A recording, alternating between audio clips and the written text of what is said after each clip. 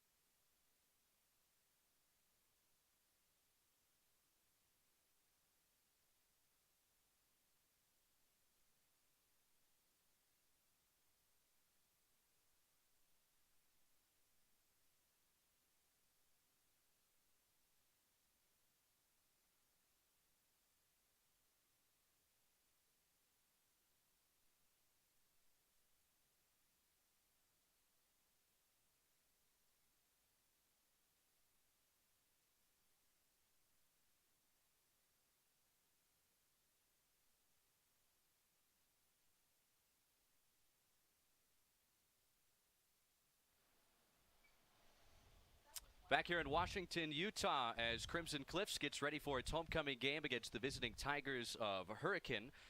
Here on the Interior Design Center pregame show, it's time for our Keys to the Game, sponsored by Camping World. Your 2020 adventures start at Camping World in St. George. Find a huge selection off all the top brands. Sales, parts, service, and full retail store. Visit 1500 Hilton Drive or campingworldstgeorge.com. All right, Hurricane trying to get off the schneid. They have won just 2 games in the last 3 seasons. Skylar Miller, the third-year head coach, took a lot of accountability for the lack of success early on in the season, especially on the offensive end. He says it's up to him and his coaching staff to turn this thing around, and they had a good week of practice leading up to this game. How do they pull off their first road victory in 3 years tonight? Yeah, I mean, I think the keys for Hurricane is going to be playing at a high level of defense for all 4 quarters. We saw last week they played against the Region 9 favorite, Snow Canyon. They held them to just 2 points in the first quarter. Then in the second and the third, they give up 21 apiece. That's not going to work against a Crimson Cliffs team that's turning up the offense, scoring more points than last year. I don't think that's going to get it done. No doubt they're going to want to put the ball in the hands of Luke Wright. He's been incredibly versatile for them. He's got a touchdown pass. He usually lines up as a receiver. He's caught about 150 yards from lining up as a wideout, but he also leads the team in tackles as the strong safety. Look for him to set the tone of tonight's game. As for Crimson Cliffs, the Mustangs in their second year of existence, they are 2-2 overall, 1-1 in the region, which means a victory tonight, and they're over 500 towards the top of the Region 9 standings, to many surprises. How do they get it done here at home for homecoming? Yeah, for this Mustang team, it's going to take not turning the ball over. Tyler Brown, the sophomore quarterback, has thrown at least 1 interception in every game this year, totaling 6 on the year. If they can limit their turnovers, limit their penalties, then I think they can cruise to a victory tonight. No doubt they're going to want to put the ball in the hands of Creed Leonard. Their senior running back has rushed for over 100 yards in both of their wins this year. He racked up 158 yards, 4 scores last week, so I'm looking for him to come in with a ton of confidence tonight. All right, that's all we have for you on the Interior Design Center pregame show, but we do invite you to stay with us. Region 9 football, presented by Sullivan Homes, comes your way next as the Hurricane Tigers visit the Mustangs of Crimson Cliffs. You've been listening to the Interior Design pregame show on the Region 9 Radio Network.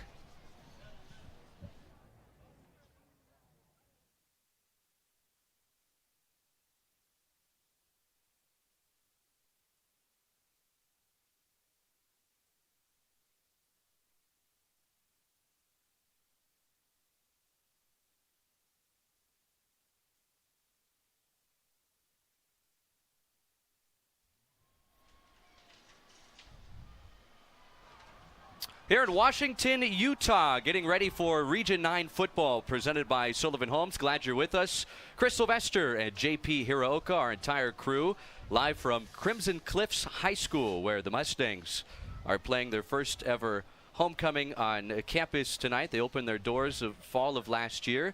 And speaking with Jaron Tate, the head coach of this program, a longtime assistant at Dixie High School, he thinks that very quickly this program can become a powerhouse in this section of the state. Yeah, I mean, he's been incredibly pleased with their progress through 1.5 seasons thus far. You know, they're building on it. They're not even a full program. They don't have a 9th grade class, so it's hard to get continuity and build for the future. But we're standing here looking at a brand new home field, and I think Crimson Cliffs is poised to make a breakout year this year. Well, the Hurricane Tigers coming west for this game have taken the field wearing their road white jerseys with the black trim. Meanwhile, Crimson Cliffs in the home red tops with the white numerals and the navy bottoms with red and white trim along each pant leg. Sitting at 2-2 on the young season, 1-1 in Region 9 play, and the Mustangs will get it first. Chase Hansen, Trace Higgins back deep to receive for Crimson Cliffs, fresh off a road victory last week at Canyon View. Most points in a single game in program history. They beat the Falcons 40-7 up in Cedar City. R.J. Wright, sophomore kicker for the Hurricane Tigers, sitting at 1-4, 0-2 in Region 9 play. Has it teed up at the 40-yard line. He'll be kicking it off right to left here in Washington, Utah tonight. Not far from the St. George Airport here. And just a beautiful backdrop at this gorgeous facility. Yeah, absolutely. Sun setting behind us, sitting in a brand new broadcast booth. It's homecoming night, so the energy's great around here at Crimson Cliffs. R.J. Wright puts the right foot to it, and end over end it goes. We're underway. It bounces about 5 yards deep in the end zone. It'll be a touchback. And so Crimson Cliffs will start 1st and 10 at their own 20-yard line. This is an offense that averages less than 17 points per game. That's up from 14.5 points per game a season ago, and it's an offense that returns 8 starters, but a new signal caller here in 2020, Tyler Brown. Yeah, and for this Crimson Cliffs team, 90-95% of this roster was on the field when they lost to Hurricane last year, so I think there's going to be an extra little edge and motivation for Crimson Cliffs to get a little revenge. Ball placed in between the hash marks at the 20. Easton Drewby in motion from right to left. Slot left, single receiver right as Brown comes out of the shotgun with Creed Leonard, the senior tailback, at his left hip. Leonard ran in 4 touchdowns in the blowout victory over Canyon View last week, and here comes a penalty marker. Boy, they just took way too much time, and Crimson Cliffs is penalized for a delay of game before the first snap tonight. Yeah, and that was one of our keys to the game. Limit the penalty yardage, limit those turnovers. Already first play of the game. Not looking good for Crimson Cliffs, but, you know, long way to go. A little bit of nerves here for homecoming. Got a big crowd in front of us, so let's see what they can do here on second. Now, this is a big deal in town tonight. The mayor of Washington, Utah, Ken Nielsen, delivered the game ball. Trips to the left, single receiver right, 1st and 15 after the penalty. A straight ahead handoff to Leonard, who churns those legs forward, gets some extra yardage after he's hit, and finally dropped around the 19-yard line, so he gets close to 4 yards. All 4 touchdowns he has run in this season came last week. 13 carries, 158 yards, 4 touchdowns up in Cedar City. It was certainly his best performance at this level, and perhaps one of the best performances we've seen out of a tailback this year in Region 9. So at 2nd and 11 after the 4-yard run, shotgun snap to Brown. He sets his feet, fires an out cut left, and that's wide of the mark, intended for Gunnar Orr, the junior wide receiver. Quickly 3rd and 11.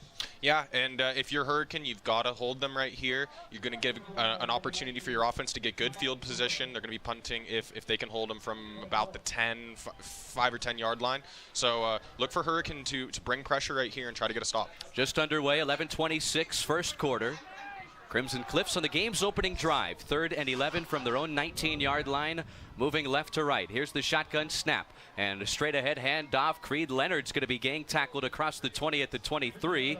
Gets 4 yards, and so Crimson Cliffs, they go 1, 2, 3 and out on their first drive. Yeah, Crimson Cliffs didn't look like they had anything downfield. They kind of just wanted to run it up the gut.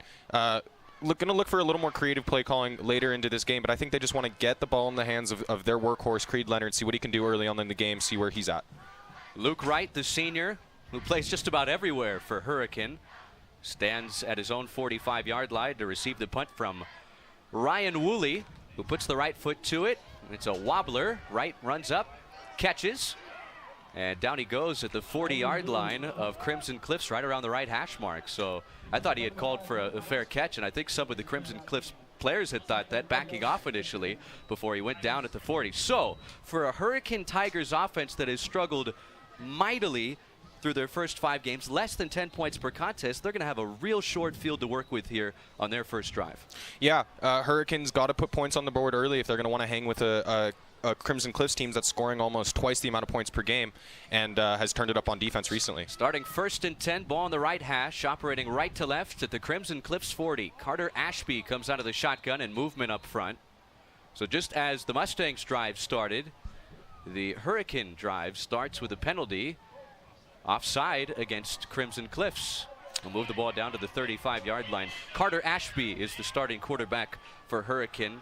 Sophomore that's completed 50% of his passes, 4 touchdowns, 4 interceptions. Listed at 5'4", 140 pounds, but Skylar Miller, the head coach, thinks this kid's sky is the limit at the quarterback position. Yeah, he sees a lot of development coming for him in the future. They come out in the pistol, single receiver each side. Ashby, bad snap to his left. It's bobbled. It's on the ground. Who's got it? The officials have not signaled yet. And it looks like Hurricane fell back on top of the football. And you mentioned how both teams need to avoid turning the ball over. And near disaster there for the Tigers on their first snap tonight. They lose 4 yards on the play. Yeah, a little bit of a nervy start from both these teams. I think they both just need to get into their sets, communicate a little bit more. I think by the end of the second or the first quarter tonight, we're going to be seeing some good football. So 2nd and 9 after the bad snap. Both of these teams off to inauspicious starts on offense. From the 39-yard line of Crimson Cliffs, 2 minutes off the clock, first quarter. Ashby takes the hot shotgun snap, hands off to Nielsen, who gets around the right end, picks up 2. Down he goes at the 36-yard line. And the tackle made by Jackson Griffiths, the junior 6'2" linebacker. And it's quickly 3rd and about 7 here for Hurricane. But you're kind of in this no man's land here, so you may be calling a play here to set you up for maybe a 4th and short, you think? Yeah, we'll see. It'd be interesting if they wanted to get aggressive early. They're at about a little bit over midfield right now, so 4th down, a conversion would be interesting. Slot left, single receiver right. Ball on the right hash. Hurricane at the 36-yard line of Crimson Cliff. Shotgun snap to Ashby. He bootlegs left. Now he'll run up the middle. He breaks a tackle in the backfield and gets back to the line of scrimmage, but that's all.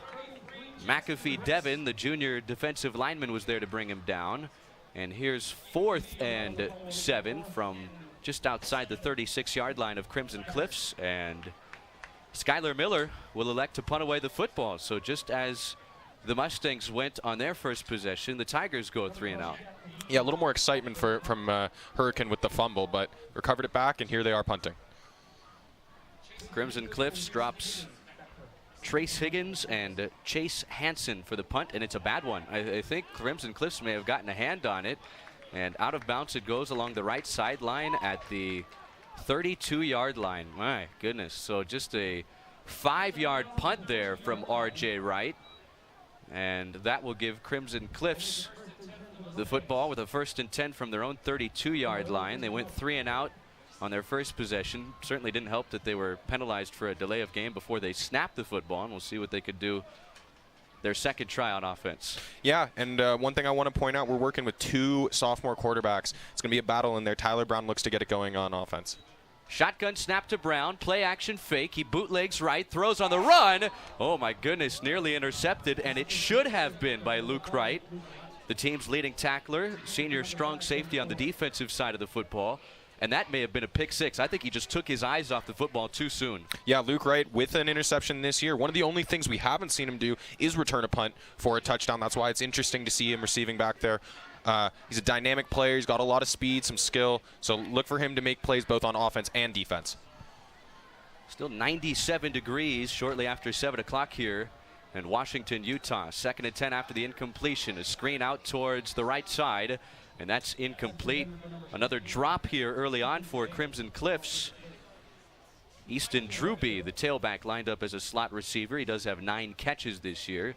Couldn't hold on to that one, and it's quickly 3rd and 10. So I don't know if it's surprising from a couple of teams that don't score the football a whole lot, but we haven't seen much movement here early on, almost 4 minutes in. Well, it's certainly surprising for Crimson Cliffs, considering this Hurricane team has been allowing 35 points a game, and two possessions in, they've yet to move the ball more than 4 or 5 yards. There's a penalty marker down against Crimson Cliffs. Hurricane declined it, so it'll be 3rd and 10 for the Mustangs, operating left to right from their own 32-yard line. Ball on the left hash, trips to the right side, single receiver left. Tyler Brown, the 6'2" sophomore quarterback, comes out of the shotgun. Creed Leonard, the feature back at his left hip. He takes the chest high snap. Hurricane brings 4. He bootlegs left. Down he goes in the backfield at the 26-yard line. First negative play forced by the Hurricane defense. And Crimson Cliffs goes 3 and out again. The sack to Caleb McClaws, the senior linebacker. Yeah, I mean, we've seen this before from Hurricane last week. Like I said, they held the preseason favorites to win Region 9, Snow Canyon, to just 2 points. And so far through this first quarter, their defense is holding up strong against Crimson Cliffs. Let's see if they can maintain it throughout the whole game. So the bad punt does not wind up coming back to cost Hurricane. And it'll be Wright again, who dropped the should-have-been interception a few plays ago, back to receive the punt. Had about an 11-yard return that time. Better punt this time. He catches near his own 39, outside the right numbers to the 45, now across the midfield marker.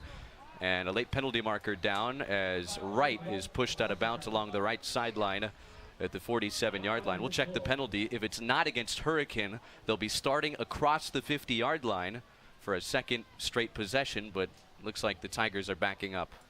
Yeah, early on, I mean, we're only halfway through the quarter, and we've already seen 3 punts, 3 penalties. Both these teams playing a little bit sloppy. You're going to need to clean it up. Whoever cleans it up earlier is probably going to be the one that comes out on top. A long penalty, going to go back 10, 15 yards. So a holding penalty on the kick return will back the football up to the Tiger 41-yard line. Still a relatively short field to work with. They're 59 yards away from the end zone, but moving the ball at times has been a real struggle for this Hurricane team. They come out in a wide 2-by-2 set, ball on the right hash, operating right to left. Wright comes in motion. They do run a lot of fly sweeps. He'll get it out of the backfield. Wright plows over a defender, moves across the midfield stripe.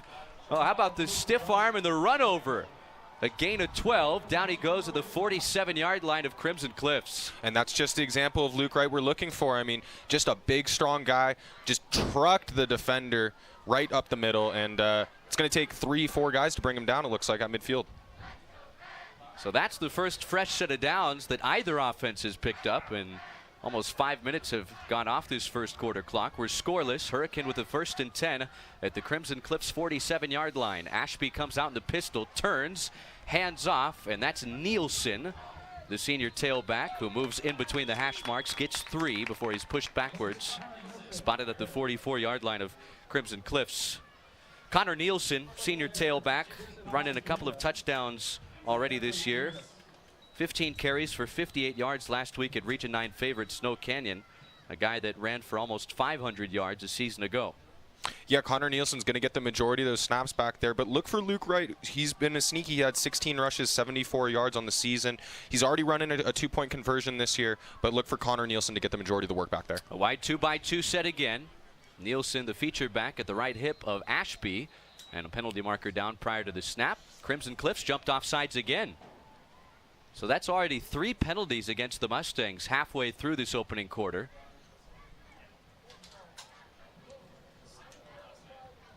And that will move the football inside the 40-yard line to the Mustangs, down to the 39, making this a 2nd and 2 for Hurricane. Usually in these 2nd and short situations, you might want to try a deep ball, but with the struggles that Hurricane has had moving the football against defenses this year, maybe just a handoff to move the sticks here. Yeah, they've had more success running the ball, getting their skill players involved by handing it to them rather than dropping back. Carter Ashby's been a little bit wayward tonight. The sophomore quarterback listed at 5'4", brings Wright in motion, left to right, and steady hands off, and Nielsen breaks out of a tackle in the backfield, gets around the right end, and got back to the line of scrimmage with a late penalty marker down. Boy, he was hit hard about 5 yards short of the line of scrimmage, and then broke that tackle, got out to the right numbers, and somehow got back to the line of scrimmage. Yeah, Chris, and we haven't seen a first down come from either of these offenses. So, I mean, they're making them work for every single yard. But a couple big hits from this Hurricane team so far, specifically on the offensive end, laying a couple Crimson Cliffs players on the ground. And the 4th penalty already against the Mustangs, a face mask, will move the ball inside the 25 and down to the 24-yard line. So the Mustangs off to an undisciplined start here in their homecoming game. Penalty yardage has really helped Hurricane move close to the red zone here. 1st and 10 from the 24. Ball on the right hash. 2 receivers each side. Wright lined up in the left slot, comes in motion. He'll get it on the fly sweep, breaks a tackle in the backfield, surging inside the 20, and escorted out of bounds. Took a few red jerseys to take him out around the 18-yard line. So Luke Wright, we have seen him in all 3 facets of the game, defense, special teams, and now making some big plays on offense to help Hurricane get into the Team D Auto Sales red zone. Yeah, Chris, I mean, Luke Wright is just one of the superior athletes on the field. But this Crimson Cliffs team had garnered a lot of praise from Hurricane head coach Skylar Miller, fresh, new, young program. They just need to get organized and trust each other, and they'll get back onto this game. Slot left, single receiver right on 2nd and 4. Ashby turns, hands off, Nielsen, but not before a penalty marker flies in. And this looks like it's against the Tigers, which would back them up 5 yards. Yep, false start penalty against Hurricane. And that will back the football up to the 23. So instead of 2nd and 4, it'll be 2nd and 9. And I tell you, this Tiger offense averaging less than 10 points per game this year. They'll take every yard they can get, and it's not a good thing at all when they move backwards. Oh, it's free movement back. I mean, Crimson isn't really playing the stoutest defense, but they can't get a look at going at it, considering they're just penalizing themselves, moving themselves back. 5 minutes, first quarter, no score. Hurricane on the move with 2nd and 9 at the Crimson Cliffs 23-yard line. Ball on the right hash. A wide 2-by-2 set. Wright comes in motion from left to right. Now lines up right behind Ashby, the quarterback. He takes the chest high snap. Hands off to Wright, who's taken down after a very short gain. Maybe half a yard there. Marley Salanoa Sagapulo, the junior, with 13 tackles last week in the win at Canyon View, makes the stop. And he is a big defensive tackle there for Crimson Cliffs, listed at 6'2", 270 pounds. Yeah, a sizable guy up front, and look for him to make plays for this Crimson Cliff squad. He leads the defense in tackles, at least last week, with 13. So it's a 3rd and 9. Slot left, single receiver right. Ashby comes out of the pistol, turns, play action fake. The rush coming. He'll bootleg right. Tries to find some running room along the right sideline, and he's dropped at the line of scrimmage. So he has not been able to attempt a pass just yet. Both times he has sought to run when he has dropped back to pass. And now decision time for Skylar Miller on a 4th and long 9 inside the 25-yard line of Crimson Cliffs, and he'll send out his field goal unit to attempt what's a relatively long field goal here at the high school level. It's going to be a 41-yarder from the right hash for R.J. Wright, who has not attempted a field goal this season. He's 5 for 5 on point after tries. Yeah, the sophomore young leg. Let's see what he can do with it. Out of the hold of Carter Ashby. The snap, the placement, the kick on the way, end over end and wide right. And even if it was accurate, I don't think it had the distance. And after all that, Crimson Cliffs, the Mustangs defense, they hold again. Yeah, both teams are holding up on the defensive end. Got to commend these defensive coordinators getting their team ready. The offense has been stagnant on both sides, heavily penalized. So whichever team can get out of their own way probably is going to look to get on the board first. 3rd possession for Crimson Cliffs. No score, 3-12, first quarter. Glad you're with us on the Sullivan Homes Region 9 Radio Network. Chris Sylvester, JP Hiraoka on hand. And a straight ahead handoff. This is Leonard through the middle across the 30 and out to the 41-yard line. Biggest play for Crimson Cliffs here in the early going. A run of 21 yards for the senior tailback, and that's the first time the Mustangs have moved the chains. Yeah, and that showcases one of the strengths of Creed Leonard, his open space ability. Not the best runner in between the tackles. He's not the biggest guy, but give him some space, give him the ball in a skill position, and he's going to make people miss, just like he did there. Well, as the Mustangs go is as Leonard goes. In both of their victories, he's run for over 100 yards. He'll get it again, stretching left, outside the left numbers, and hit out of bounds at the 43-yard line. He gains 2 on that run. Escorted out of bounds by... I think that was Bubba Moore there. Yep, that was Bubba Moore, the senior cornerback, who also serves as a wide receiver on offense. So a 3-yard run there for Leonard. They'll spot it out at the 44-yard line. Approaching the 2-minute mark here in quarter number 1. Ball on the left hash, trips to the left side, single receiver lined up to the right. Here's the snap. They'll go fly sweep. This is Messinger. Out to the right numbers and dropped right at the midfield marker. Luke Messinger, a senior tight end with 1 catch this year, 6 feet, 190 pounds, and taken down a yard shy of a first down. It'll be 3rd and 1 for Crimson Cliffs, trying to move into Hurricane territory for the first time tonight.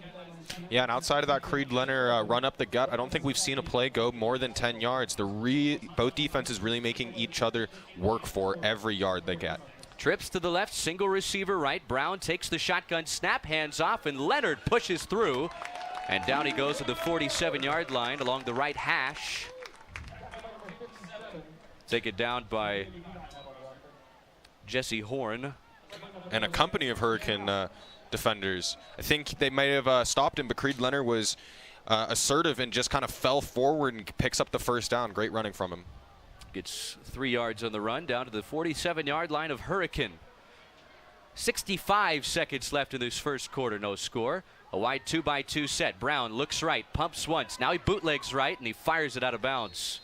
Incomplete. Got the pressure there from Corbin Crofts, the senior linebacker. of Hurricane. And both of these front sevens have done a good job at getting to these sophomore quarterbacks early. Yeah, and I think that's why we're seeing these quarterbacks not really air the ball out too much. They haven't had an opportunity to drop back and actually get a look at their receivers. There's just so many players coming up that front middle from both sides of the defense. So 2nd and 10 after the incompletion. Neither quarterback has completed a pass here in this first quarter. Inside of a minute, Brown takes the chest high snap, fires right. There's his first completion, and out of bounds at the 42-yard line. Easton Druby, the 5'11 junior, with his 10th catch of the season. A gain of 5 yards on the play. It'll bring up 3rd and 5 at the 42-yard line of Hurricane. Yeah, we got a tale of two stories here from the quarterback. Both sophomores, but Tyler Brown stands a stocky 6'2", 170 in his sophomore year. Carter Ashby, a little bit shorter there, 5'4", 140. Got about 10 inches deciding him. All right, here's 3rd and 5. A straight-ahead handoff, and Creed Leonard is met after a very short gain. Pushed backwards, and they'll bring him down all the way past the midfield marker, back in Crimson Cliffs territory. You can hear some of the moaning and groaning from the Mustang faithful, thinking that some of that contact was too late. But another great stop for Hurricane as the Tigers defense rises to the occasion again. And it looks like Crimson Cliffs will be forced to punt. Yes, they will. Yeah, Isaiah Martinez got through. A little bit of chatting from this Crimson Cliffs defense. Thought that play was a little bit late. Just going to give him a piece of their mind, make him think about it. And time runs out here in the first quarter. So both defenses rising to the occasion through 12 minutes tonight in Washington. Hurricane and Crimson Cliffs scoreless after one quarter. This is the Sullivan Homes Region 9 Radio Network.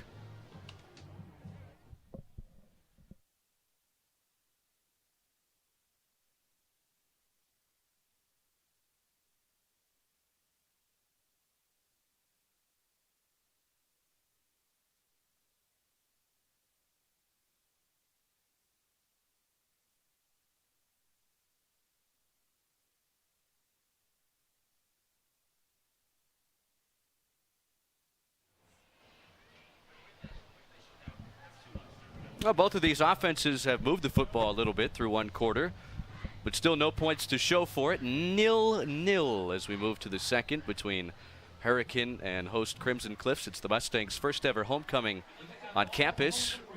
Very new program, very new school here in Washington, Utah, just outside of St. George.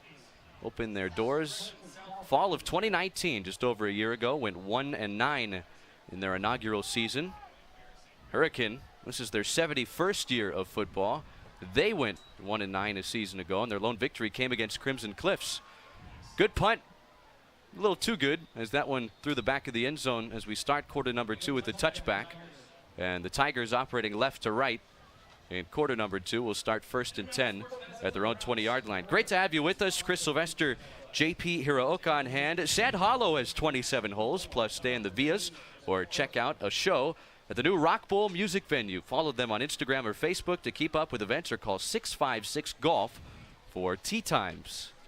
Trying to get out there tomorrow morning, right? Yeah, potentially. Let's go get after it. 18 holes in this beautiful 100-degree Utah heat. Hopefully it's a little bit cooler before we take off.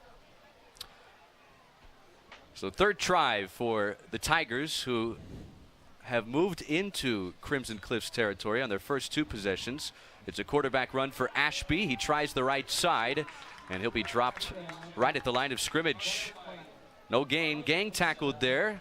A few different Mustangs in on the stop, including Luke Buhner.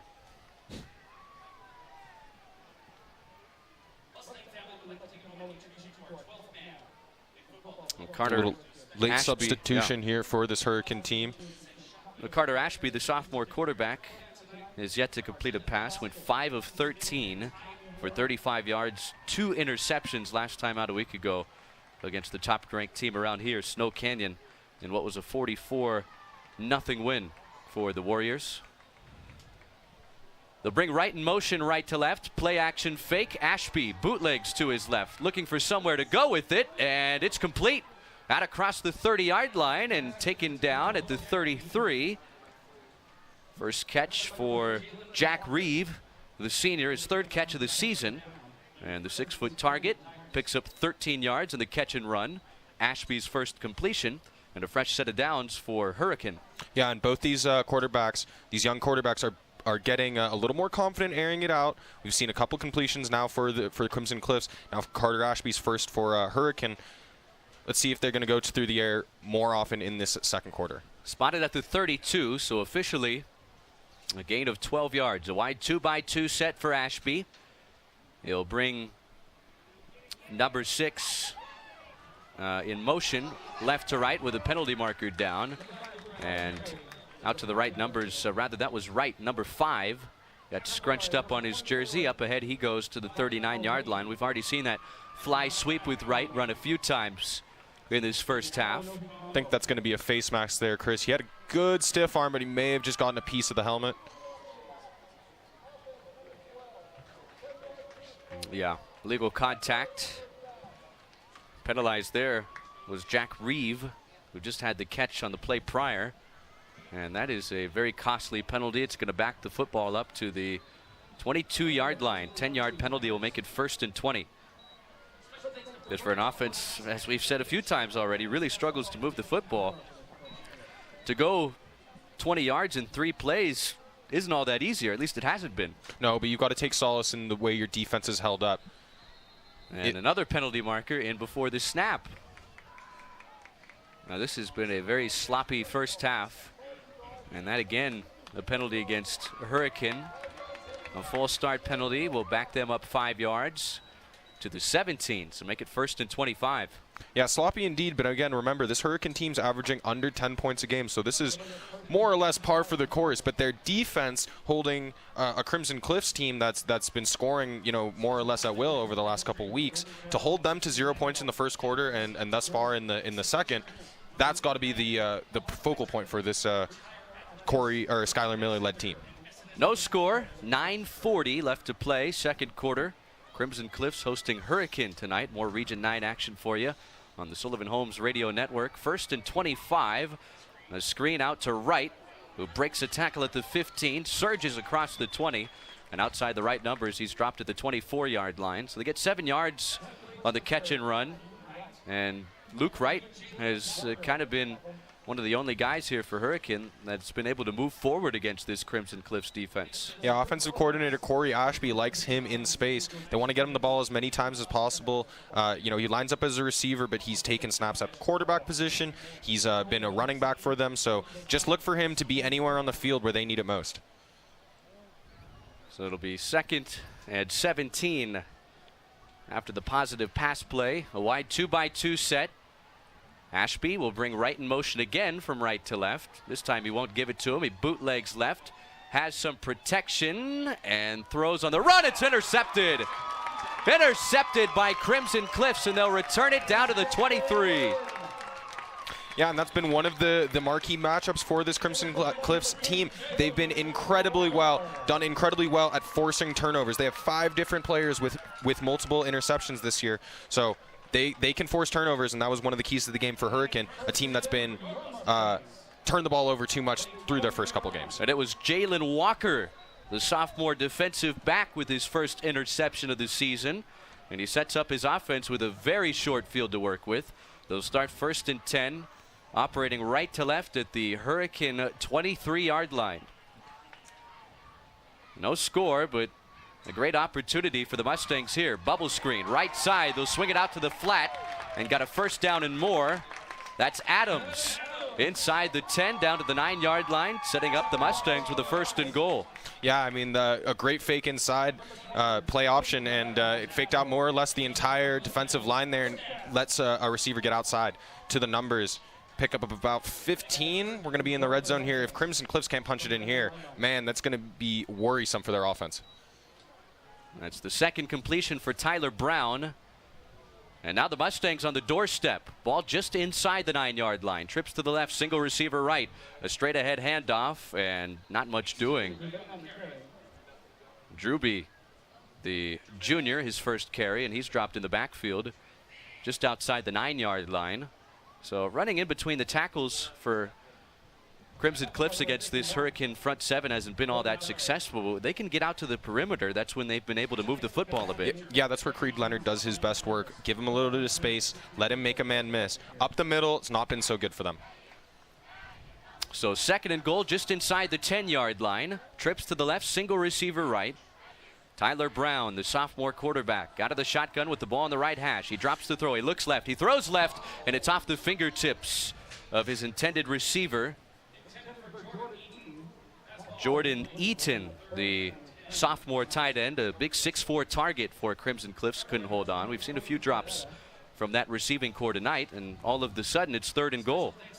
Yeah, and that's one of the things I wanted to point out is this Crimson Cliffs team and this Hurricane team both have a lot of size lining up from their wideouts. He's Jordan Eaton, a tight end, but they've got 4 players above 6 feet on this Crimson Cliffs receiving core. Drew Bay will be the feature back here at the left hip of Tyler Brown with trips to the right side and a single receiver left. And the pass is batted down at the line of scrimmage. He was looking for Drew Bay running out of the backfield towards the left flat, and that was tipped and knocked down in the backfield. And so the Mustangs move inside the 10. They had 1st and goal, but couldn't move forward from there. It'll be 4th and goal from the 9-yard line. And Crimson Cliffs will attempt a field goal from about 25 yards away. Ryan Woolley, who's 7 of 9 on point after tries, will attempt a 21-yarder from the right hash to try and open up the scoring just shy of the 7-minute mark here in the 2nd quarter. Here's the snap, the placement, the kick, line drive, and no good.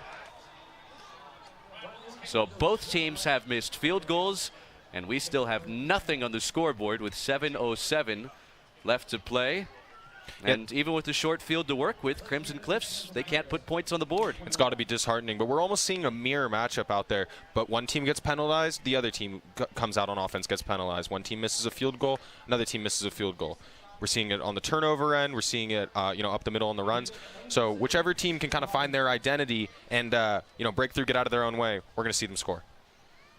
So because the field goal attempt went through the back of the end zone, Hurricane will get the ball 1st and 10 at their own 20-yard line, operating left to right, and whistles blow. Another penalty on the play. Yeah, penalty. Might have been inadvertent. Sideline warning against Crimson Cliffs. So the first one's just a warning. If they're penalized for that same penalty again, it'll result in some yardage. Yeah, not sure if that was over at the sideline or the crowd, but homecoming night, we got some energy. Student section looking tall, so everyone's standing. Lots of energy here at Crimson Cliffs home field. Jaron Tate takes a timeout before Hurricane begins its 5th drive of the night, and we'll take it with them. 7:07 left to play. We are 2nd quarter in Washington, Utah. Tigers and Mustangs are scoreless on the Sullivan Homes Region 9 Radio Network.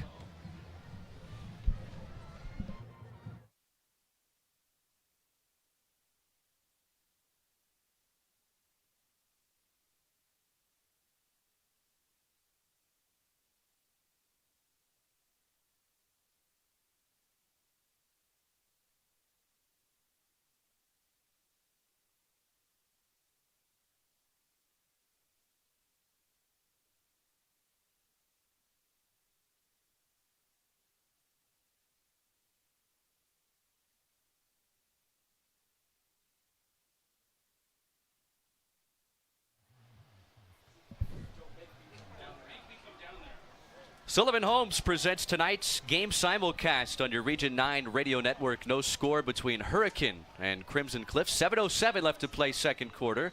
Out of the Mustangs timeout. Here's a straight ahead handoff to Nielsen, who stretches right outside the right hash marks across the 25 and driven down at the 27-yard line. Well, they'll look to get him going.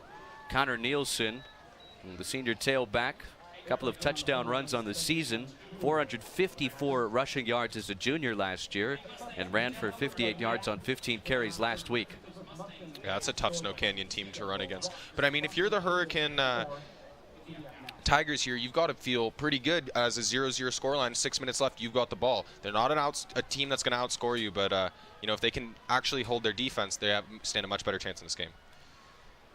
A wide 2x2 set on 2nd and 2. And again, they'll go to Nielsen, and this time he's met and dropped in the backfield.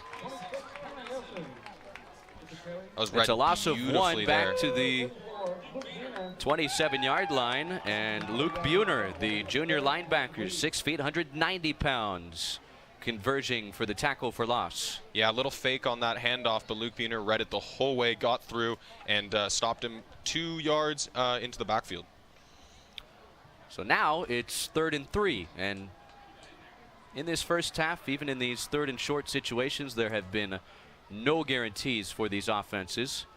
A 0-0 tie inside of 6 minutes, 2nd quarter. Here's a straight ahead handoff. Nielsen has some room. A 1st down and more in between the hash marks, spinning out to the 41-yard line. Yeah, great tackle there by Malachi Kainoe.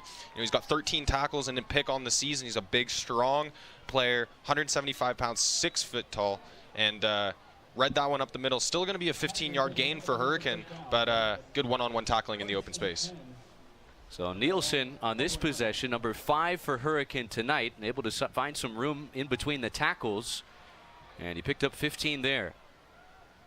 So the Tigers now 1st and 10 at their own 41-yard line. The ball placed in between the hash marks. A pistol formation as Ashby turns, hands off. Nielsen again tripped up shy of the 45-yard line, spotted at the 44, and it's a run of 3 yards for the senior. Well, I tell you what, with the lack of offense we've seen in this game, it might be wise for Hurricane to try and use up as much of this 2nd quarter clock as they can. They've got it under 5 minutes right now, and see if maybe you can get a late score before the half. Yeah, that's exactly what I was going to point out, Chris. 4:40 and rolling here on the in the 2nd quarter.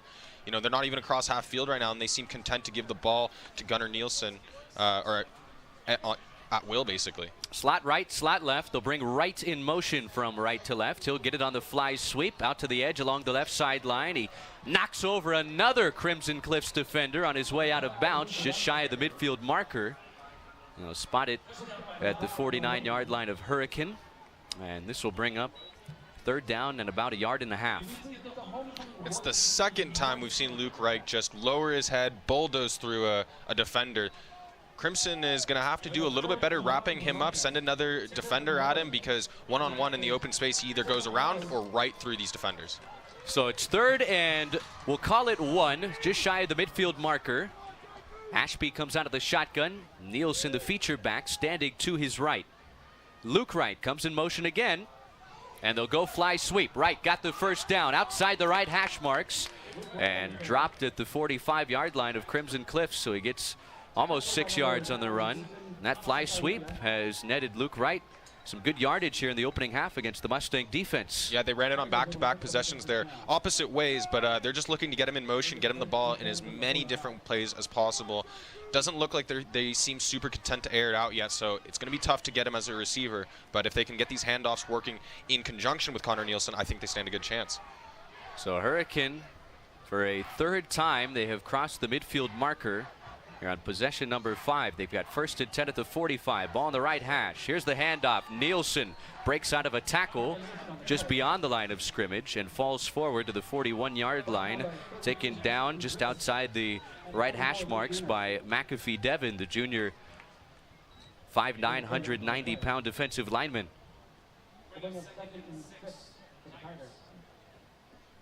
4-yard run for Nielsen, and they've taken this clock inside of 3 minutes. Getting ready to attempt 2nd and 6 just outside the 40-yard line of Crimson Cliffs. And Skylar Miller has all 3 of his first half timeouts. Slot left, single receiver right. Hurricane comes out in the pistol, a handoff. Nielsen around the right end. This time he's gobbled up and dropped in the backfield. A loss of 2 yards back to the 44-yard line. Yeah, not sure about running 3 or 4 running plays in a row there. It looks like this Crimson Cliffs defense is starting to key in on these halfbacks for the Hurricane Tigers. So a big tackle for loss there. And that'll take the clock inside of 2 minutes with 3rd and 9 from the 43-yard line. We told you at the jump, Crimson Cliffs less than 17 points per game. Hurricane averages less than 10 points per game. And so while a 0-0 score is surprising this late in the first half, maybe not so much between these two teams. Here's a 3rd and 8, straight ahead handoff, and Nielsen is pushed backwards after a gain of 1.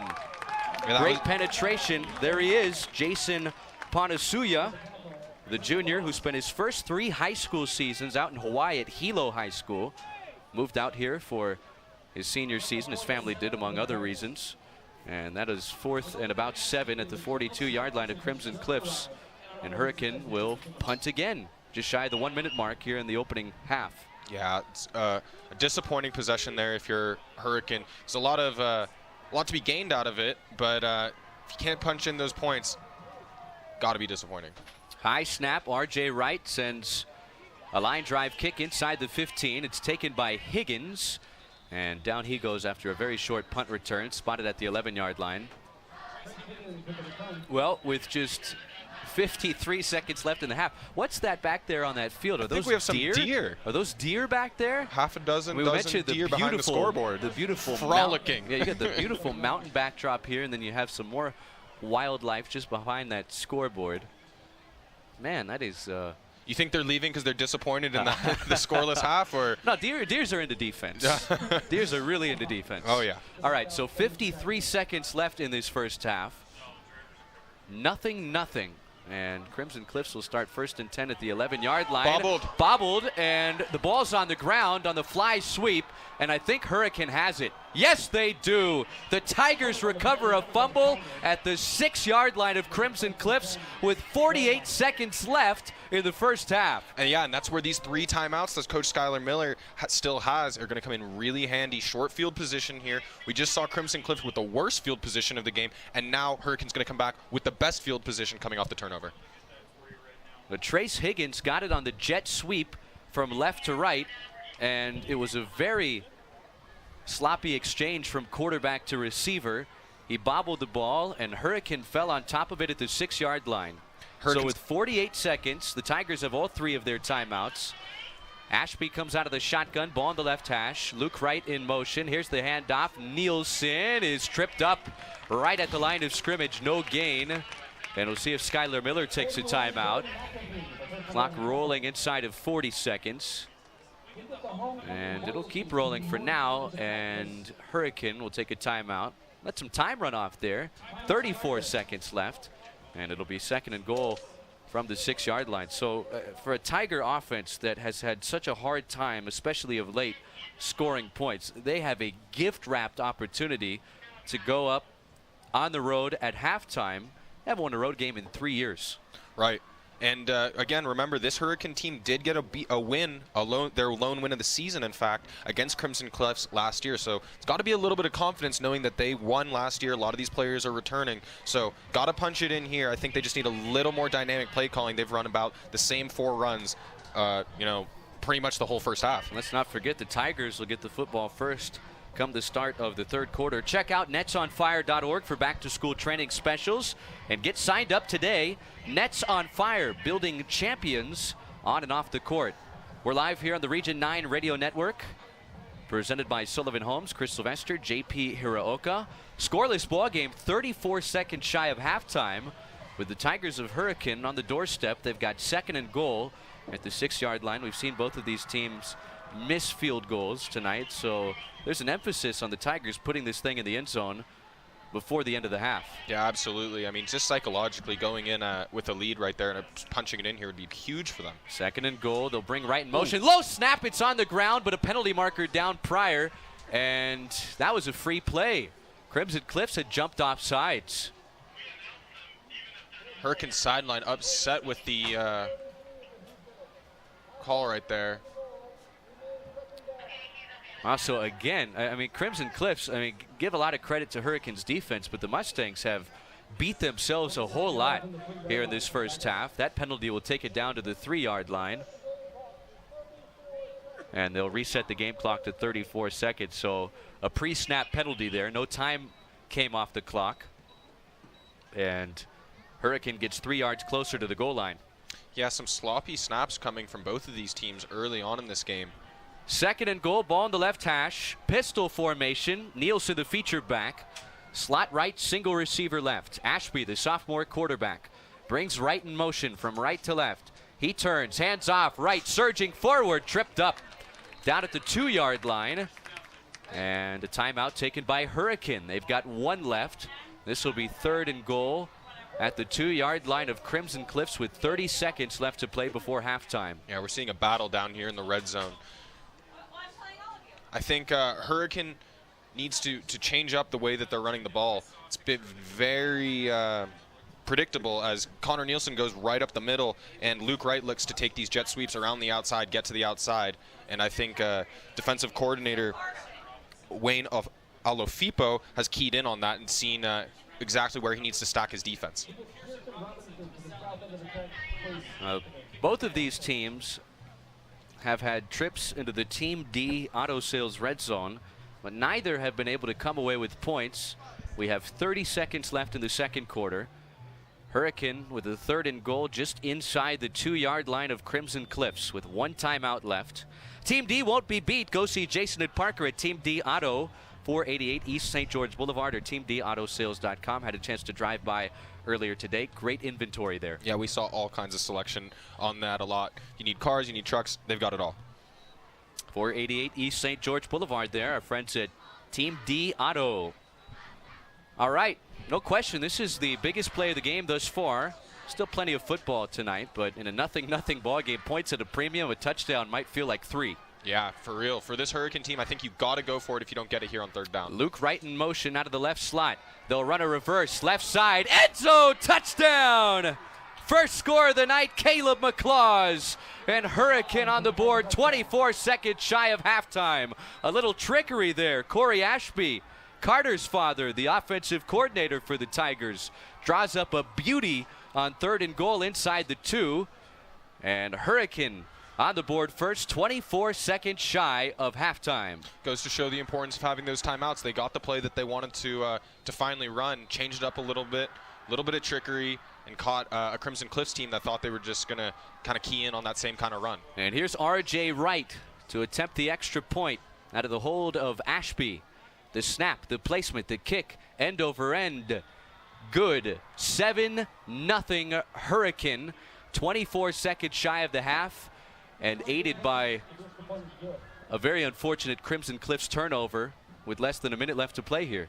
Yeah, absolutely. I mean, both of these teams have been turnover plagued, penalty plagued thus far. So we're going to look to see a second half in which that might be cleaned up. I think both of these coaches are going to have something to say on that front. So the Tigers, who were shut out last week at Snow Canyon, their first score in a couple of weeks. And the end around went to Caleb McClaws, the senior, who runs in his first touchdown of the year. They've primarily used him at wide receiver. He was the starting JV quarterback last year. Many thought he'd be the starter on varsity this year, but beat out by Carter Ashby in summer camp.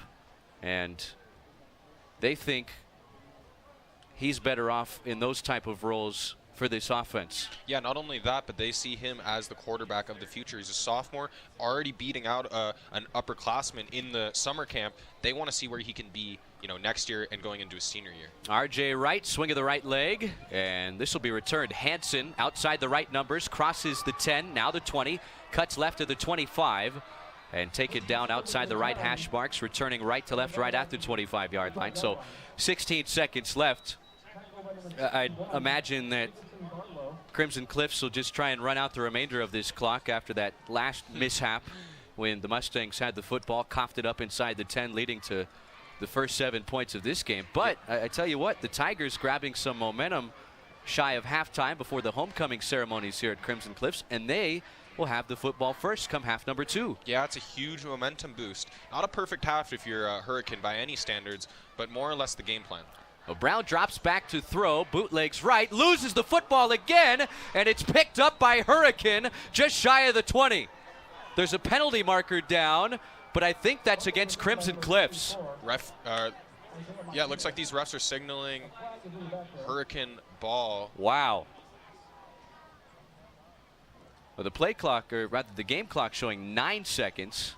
And Hurricane is still with a timeout here, so they have an opportunity to punch in at least a field goal. And that's why oftentimes you'll see teams just take a knee into the locker room for halftime. But Right. Brown was dropping back to try and make something happen with a little bit of time left. And now, if you're Hurricane, you've got a shot or two to the end zone. If not, a field goal from in between the hash marks. Yeah, pretty easy field goal kick. You know, ball sitting right at the 21-yard line. But again, if you're this Crimson Cliffs team, they've been sloppy. They've had a couple mishaps on from the center position, snapping the ball. So not sure what the play call is there. If they've been paying attention early in the night, I think they would have seen that that's been an area of danger for them. And with 16 seconds, not probably going to go the whole length of the field. Yeah, Jaron Tate can't be happy with what he's seen on the last two sequences from his offense. 7-0 Hurricane, and they've got it again at the 21-yard line with 9 seconds left. Ashby takes the shotgun snap. The pressure coming. He bootlegs left. Time winding down, and it's going to run out, I think. Yeah. Yep, it runs out. Not the play you're looking for if you're Hurricane. No, and that's want to run something quick and potentially kick a field goal there. 9 seconds on the clock with the timeout. And Ashby with a young quarterback mistake, as they say. Yeah, stayed up a little bit too long, right? You got to just throw that away and attempt a decently long field goal to see if you can go up by 2 possessions. But with the way this first half was looking prior to the 2 turnovers from Crimson Cliffs, I think Hurricane very happy to be up 7-0 at halftime, seeking their first road victory in 3 years. All right, we've reached the half here at Crimson Cliffs. The Tigers of Hurricane taking advantage of a late first half turnover. A 2-yard Caleb McClaw's touchdown run, the only scoring in this one through 2 quarters. And at halftime here in Washington, Utah, the Tigers 7, the Mustangs of Crimson Cliffs nothing. Coming up next, we've got halftime, the InfoWest halftime show. 7-0 Hurricane after 2 quarters on the Sullivan Homes Region 9 Radio Network. Please welcome to the field your Crimson Cliffs.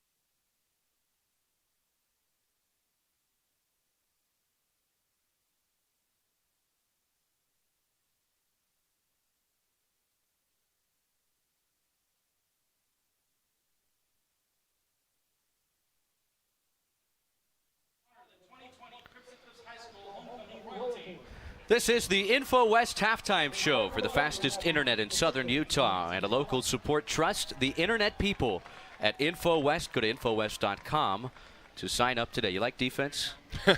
I love it. Do you really like defense? Well, then you'll like this game. 7-0 Hurricane at halftime over host Crimson Cliffs. Glad you're with us on the Region 9 Radio Network. Chris Sylvester, JP Hiraoka. We were destined for a 0-0 halftime score before Crimson Cliffs turned over the football inside their own 10-yard line with a minute left to play, and then with less than 30 seconds left on the clock, Hurricane on a nice little trickery, almost a double reverse, gave it to Caleb McClaws, who punched it in from 2 yards out. The extra point from R.J. Wright, and it's 7-0 Tigers looking for their first region victory of 2020 and their first road win since they went up to Cedar City and beat Canyon View back in 2017. Meanwhile, for this Crimson Cliffs team that played exceptional, especially on the offensive end a week ago, a 40-7 win on the road at Canyon View. Maybe some jitters, the first ever homecoming game here at this beautiful facility on the campus of Crimson Cliffs High School, but a couple of ugly turnovers late in the first half. One of them gave Hurricane the first points of the ball game. Right. The other one almost gave Hurricane a chance at a last-second field goal before the clock wound up running out on the Tigers. Your impressions of a first half where I'm sure neither head coach is exceptionally pleased with the way his team played, although if you're the Tigers, a team averaging less than 10 points per game, maybe this is the way you wanted to try and win this game. Right, and that's got to be the takeaway for if you're the Hurricane Tigers, is that you're not a big high-power offense, but you've struggled on defense thus far. 34.4 points per game in your first 6 games. So not really, a high-powered defense either, but you've seen spurts of it. We saw it against Snow Canyon last week. They held the number one offense in Region 9 to just 2 points in the quarter, coming off a safety and kind of a missed punt. So what we were looking for this Hurricane team was, can they replicate that but do it over multiple quarters? Not necessarily a high-powered offense going to outscore you, but even this score, 7-0, doesn't really tell the tape when just a couple of mistakes late into or deep into territory is what punched it in. It wasn't this Hurricane offense executing that well to get those 7 points. Light it up, Region 9. Take state from the light experts at Wilkinson's. Lights, fans, and fixtures, contractors and homeowners can rely on Wilkinson's across from Fiesta Fun in St. George. So it's 7-0 Tigers. Hurricane leading Crimson Cliffs on the road at halftime. Chris Sylvester, JP Hiraoka with you on Sports Radio 97.7.com. Also CEC TV. Our simulcast sponsored by Sullivan Homes tonight. You only build your dream home once. That's why you need it done just right. Visit sullivan-homes.com today. We've seen these sophomore quarterbacks go at it for a half now, JP. Carter Ashby, Tyler Brown for Hurricane and Crimson Cliffs respectively. What did you like, what didn't you like through 2 quarters? Well, from the quarterback position, mostly these teams have just handed the ball off. That's been the highlights from these, young quarterbacks. Neither one has aired the ball, more than 4 or 5 times, I think, in attempted passes. But what I liked to see from Carter Ashby, he's a 5'4", 140-pound young sophomore quarterback, and he's out there play calling. He's running back over to the sideline, getting Coach Skylar Miller's play call on each thing, and bringing it right back to the huddle, bringing that intensity, that energy on a Hurricane team that's all towering over him in the huddle. But he's leading them. He's their captain, even at his short stature. All right, we'll step aside. Here are the halftime reports, sponsored by Info West. It is 7-0 Hurricane over host Crimson Cliffs. This is the Sullivan Homes Region 9 Radio Network.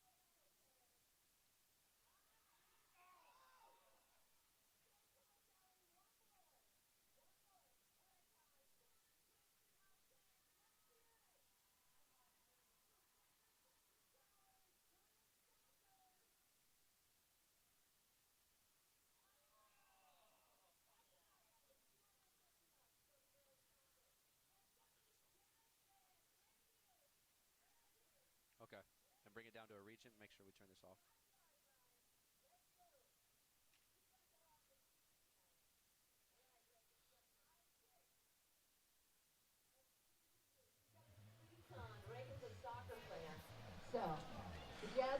Info West halftime show from Washington, Utah, where Hurricane through one half, spoiling Crimson Cliff's first homecoming here on campus. 7-0, the Tigers lead the Mustangs. Info West, the fastest internet in southern Utah. Go to Infowest.com to sign up today. Taking a look at some other scores from around the region.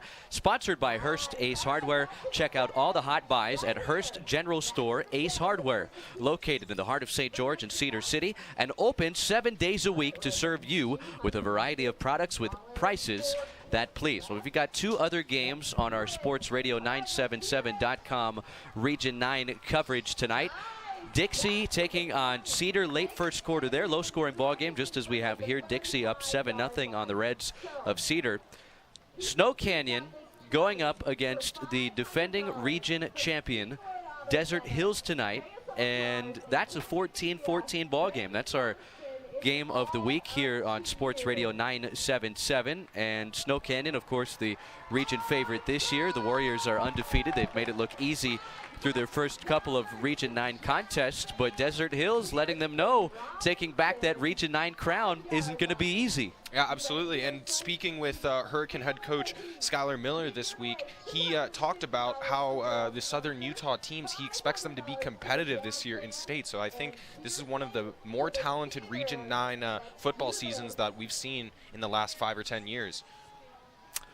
So those are the scores from our other 2 games on our Sports Radio 977.com. Everything simulcast and presented by our friends at Sullivan Homes. You only build your dream home once.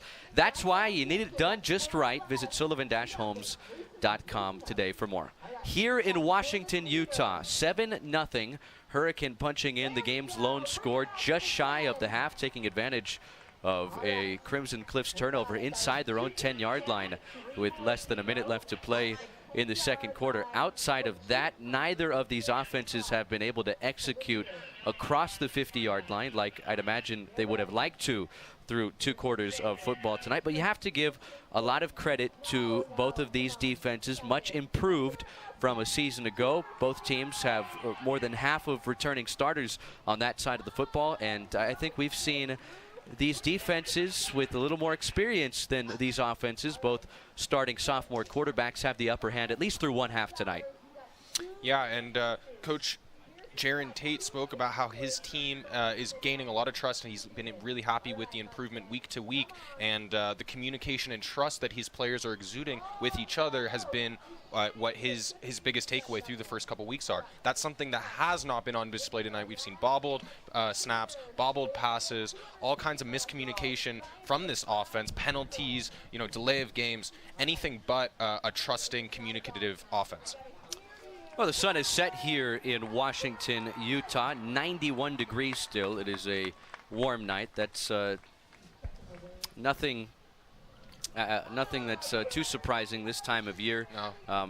In this section of the state. But you and I were having this conversation yesterday. It's funny that these kids will be suiting up playing these football games mid-August in 110-degree weather, but come the postseason, we may be looking at some really chilly temperatures. Right. They could go from playing in 100-degree heat to potentially some snow or something later in the year. So nothing new under the sun here for this Utah Region 9 football matchup, as we look to be getting some of the homecoming princes and princesses. Kings and queens. Kings and queens off the field. Yeah. Isn't there only one king and queen, though? I think so. Crowned it. Oh, okay, so you have those.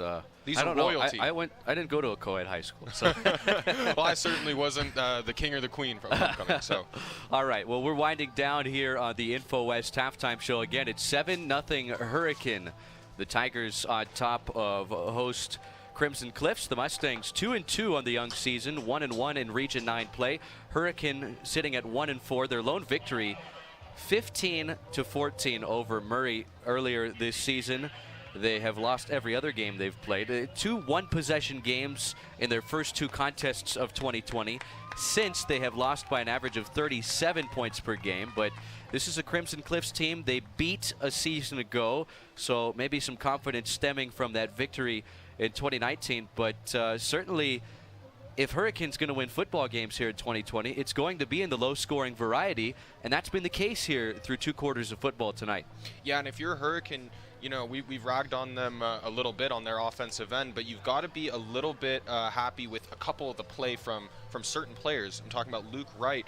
We've seen him in multiple facets already, and he's trucked a couple of players out there, and we've kind of learned through this first half where they like to use their different running backs. It's going to be Gunnar Nielsen if it's anything up the middle, and Luke Wright is going to be getting all the jet sweeps, anything around the outside by the numbers. All right, that'll do it for the InfoWest Halftime Show. For the fastest internet in southern Utah and a local support, trust the internet people at InfoWest. Go to InfoWest.com to sign up today. Start of the second half between Hurricane and Crimson Cliffs is next. The Tigers lead the Mustangs 7-0 at the break. This is the Region 9 Radio Network.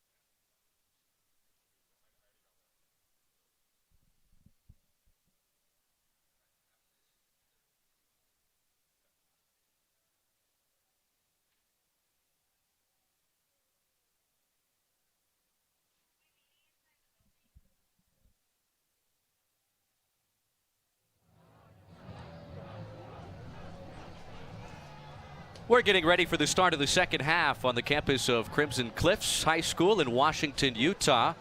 The host Mustangs having their first ever homecoming on campus. This is just their second year of existence. They opened their doors in fall of 2019.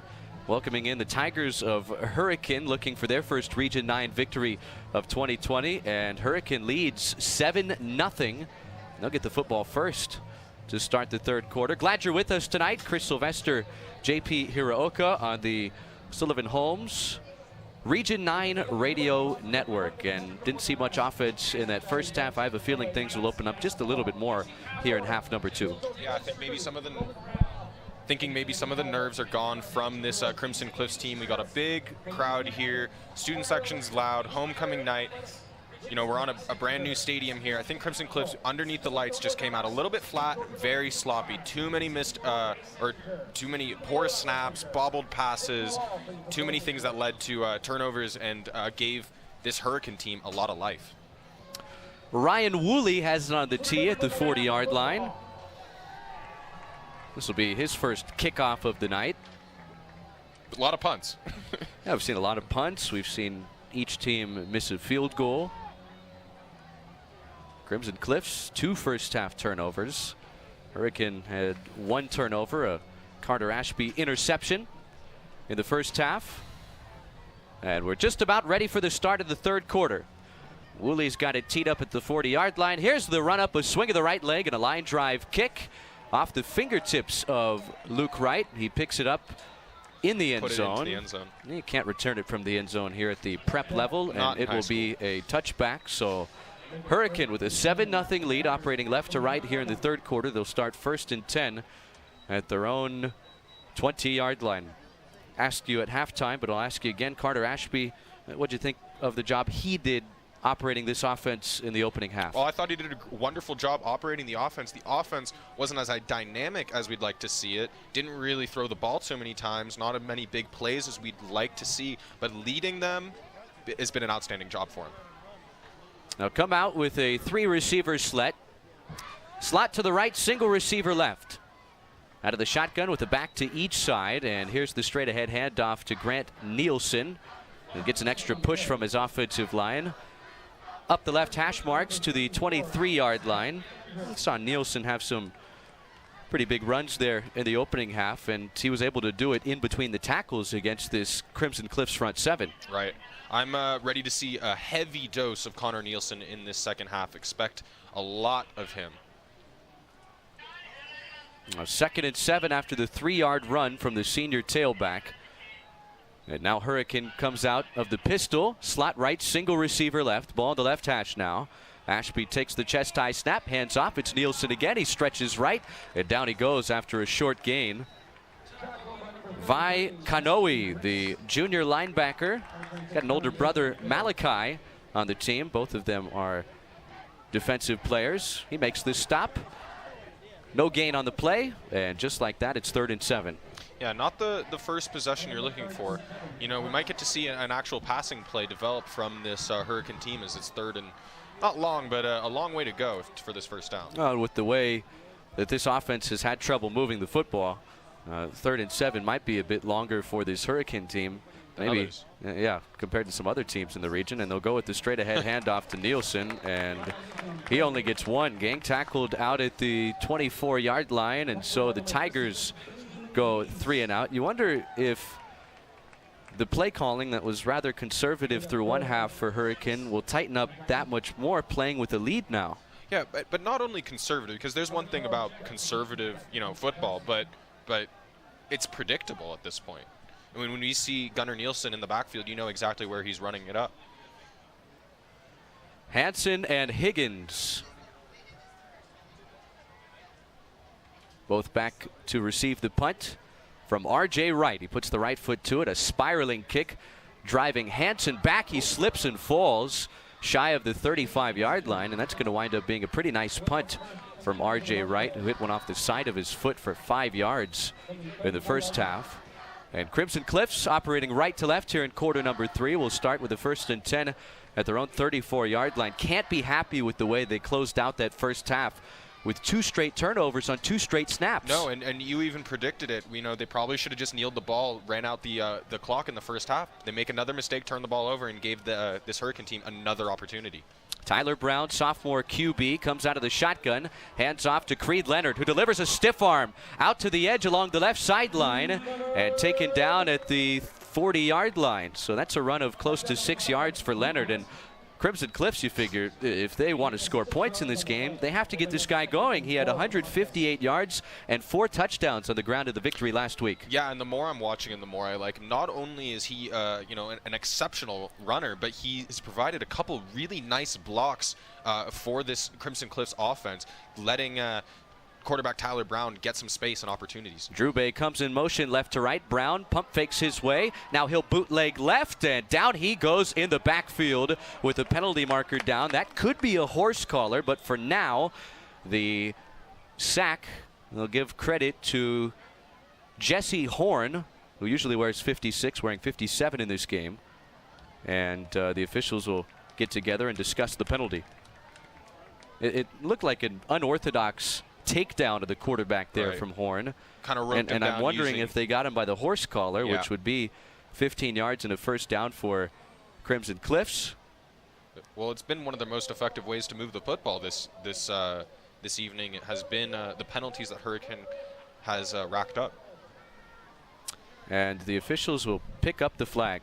So no penalty for a horse collar. I think maybe one official had thrown it thinking that that's how the quarterback was brought down, but after further discussion, he was overruled by two of the other officials. So the sack does stand, no penalty on the play, and it's quickly 3rd and 9. Ball on the left hash at the 35-yard line. Play action fake, the screen out to the left side. Hansen makes the catch across the 40, surging forward. He's got the first down to the 45-yard line. So we haven't seen too many 3rd and longs converted by these offenses tonight, but Crimson Cliffs on a 3rd and 9, they pick up 10 yards and a fresh set of downs. Yeah, that's what we're looking for from this That's what we're looking for from this Crimson Cliffs offense, is to be a little bit more dynamic and actually convert on 3rd and longs. They have the athletes to do that, and they have a playmaker in Tyler Brown that can get them the ball. Crimson Cliffs with a 1st and 10 at their own 45, operating right to left. Here's a straight ahead handoff to Leonard, who's taken down in between the hash marks at the 49-yard line. Isaiah Martinez, the senior defensive tackle, who had a couple of sacks in the loss at Snow Canyon last week. He makes the stop after a run of 4 yards from Leonard. Inside of 8 minutes, we are 3rd quarter on the campus of Crimson Cliffs. Hurricane seeking their first road victory since 2017, up 7-0. Mustangs have the football at their own 49-yard line. Play action fake. Brown wings it left, and it's dropped by Hansen with 2 penalty markers down. And some frustration from Caleb McClaws, who dropped that pass. Don't know if it would have mattered with the penalty on the field, but clearly frustrated, as he was ready to go another 20 yards there. Flags flying from 2 different officials there. We'll see what the call is. Well, if you thought that the second half was going to bring penalty-free football, thus far, the same as the first. I think it's against Crimson Cliffs. Block below the waist against the Mustangs, and often plagued by penalties in that first half. This is a very costly one, because instead of 3rd and 6, just shy of the midfield marker, they'll back the football up to the 34-yard line. Yeah, a tough one for this Crimson Cliffs team that actually looked to be completing some passes and actually, getting more than 3 or 4 yards on anything in space. So this will be 2nd down and 21. Brown back to throw, wings it left, and it's incomplete. He was looking for Hansen, who was defended by Bubba Moore, the senior cornerback for Hurricane. And now it's 3rd and 20. Well, Chase Hansen, the starting quarterback for Crimson Cliffs in their inaugural season last year, talked to Jaron Tate on the phone earlier this week. You and I both did, partner. And he loves Chase Hansen as a football player, thinks he's a very talented athlete, but he thinks that this team is better off with Brown at quarterback and Hansen doing some other things. Yeah, absolutely. 3rd and 20. A wide 2-by-2 set. Brown back to throw, fires left, and it's caught back at the original line of scrimmage. Hansen, who's been targeted a lot on this possession, catches and tiptoes out of bounds to the 45-yard line. It'll be 4th and 10 from the 45, and Crimson Cliffs will punt again. Yeah, a little bit of different look. I know the yardage kind of forced them into some tosses there, but they ran 3 passing plays in a row. Look for Tyler Brown to get a little more confidence, as he actually completed a couple of those ones. And so might see a little bit more of that in the second half here.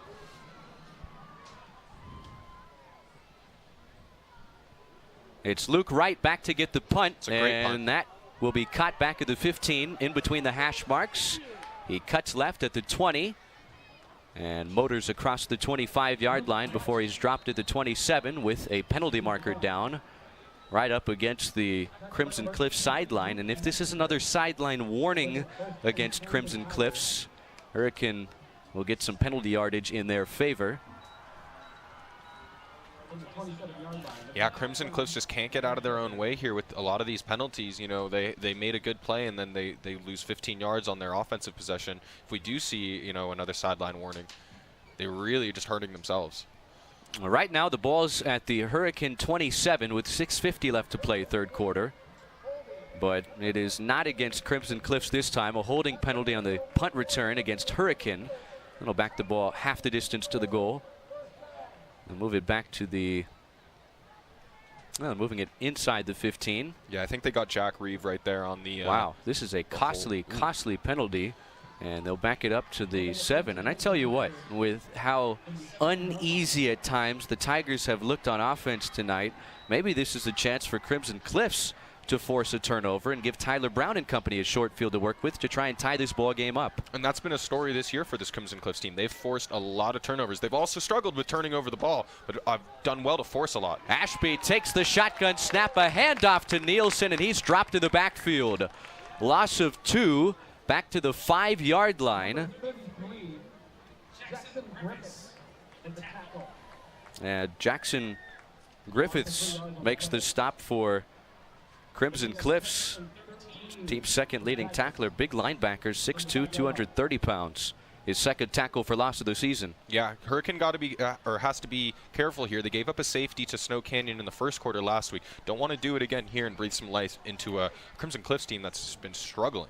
Ashby will take this snap from the goal line as he comes out of the shotgun and hands off to Wright, and Wright is pushed backwards at the 1. Are they going to give him a safety? No. Got the forward progress. Crimson Cliffs running off the field as if they had a safety, but they ought to understand that forward progress will bring that out to the 2-yard line. Still another negative play. Yeah. Loss of 3 on the play. That fly sweep had been working pretty well for Hurricane in the first half.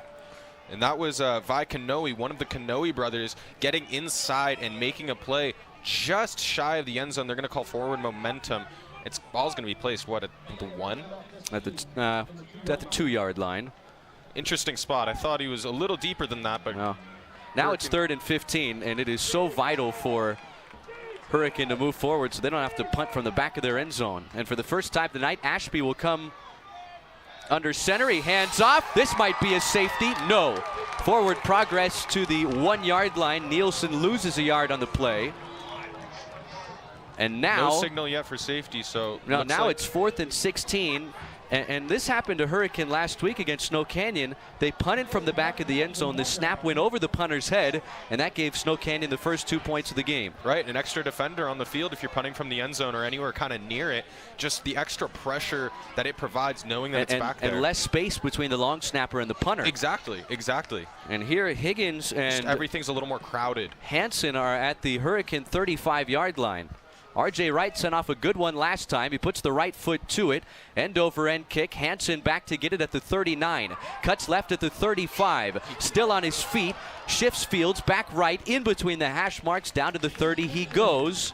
And so a big stop. They pushed Hurricane backwards, did Crimson Cliffs defense. And they give Tyler Brown and company a very short field to work with. They'll take over 1st and 10, trailing 7-0, 4:37 third quarter, and they'll start this drive at the Tiger 30-yard line. And this is what you call a gift-wrapped opportunity. Your defense certainly helped there, but you got to put points on the board here, right? Their defense has been helping them all night, but they've been struggling to punch it in. Tyler Brown, hands off. Creed Leonard keeps his footing as he delivers a stiff arm at the 30, and outside the left numbers, he's dropped at the 26-yard line. Yeah, Creed Leonard did well to salvage that. Almost got tripped up right at the line of scrimmage, but kind of used his hand there to scamper along another 5-6 yards. So 2nd and 6 from the 26 of Hurricane after the Leonard 4-yard run. Still haven't seen him bust a long one as we did a few times on the road at Canyon View last week. Trips to the right, single receiver left. The shotgun snap to Brown. He wings it left, and that one wide of the mark, intended for Hansen. They've really gone to the left sideline often in this third quarter to Hansen, but Brown just hasn't been able to put the football in the money. No, it comes from a lack of confidence in the fact that he hasn't been tossing the ball tonight. So, you're asking him now in the third quarter, 3:54 to go, to kind of make plays with his arm. Not going to be the most... Here's a straight ahead handoff, and Creed Leonard's got the first down and more inside the 15 and dropped at the 14-yard line of Hurricane.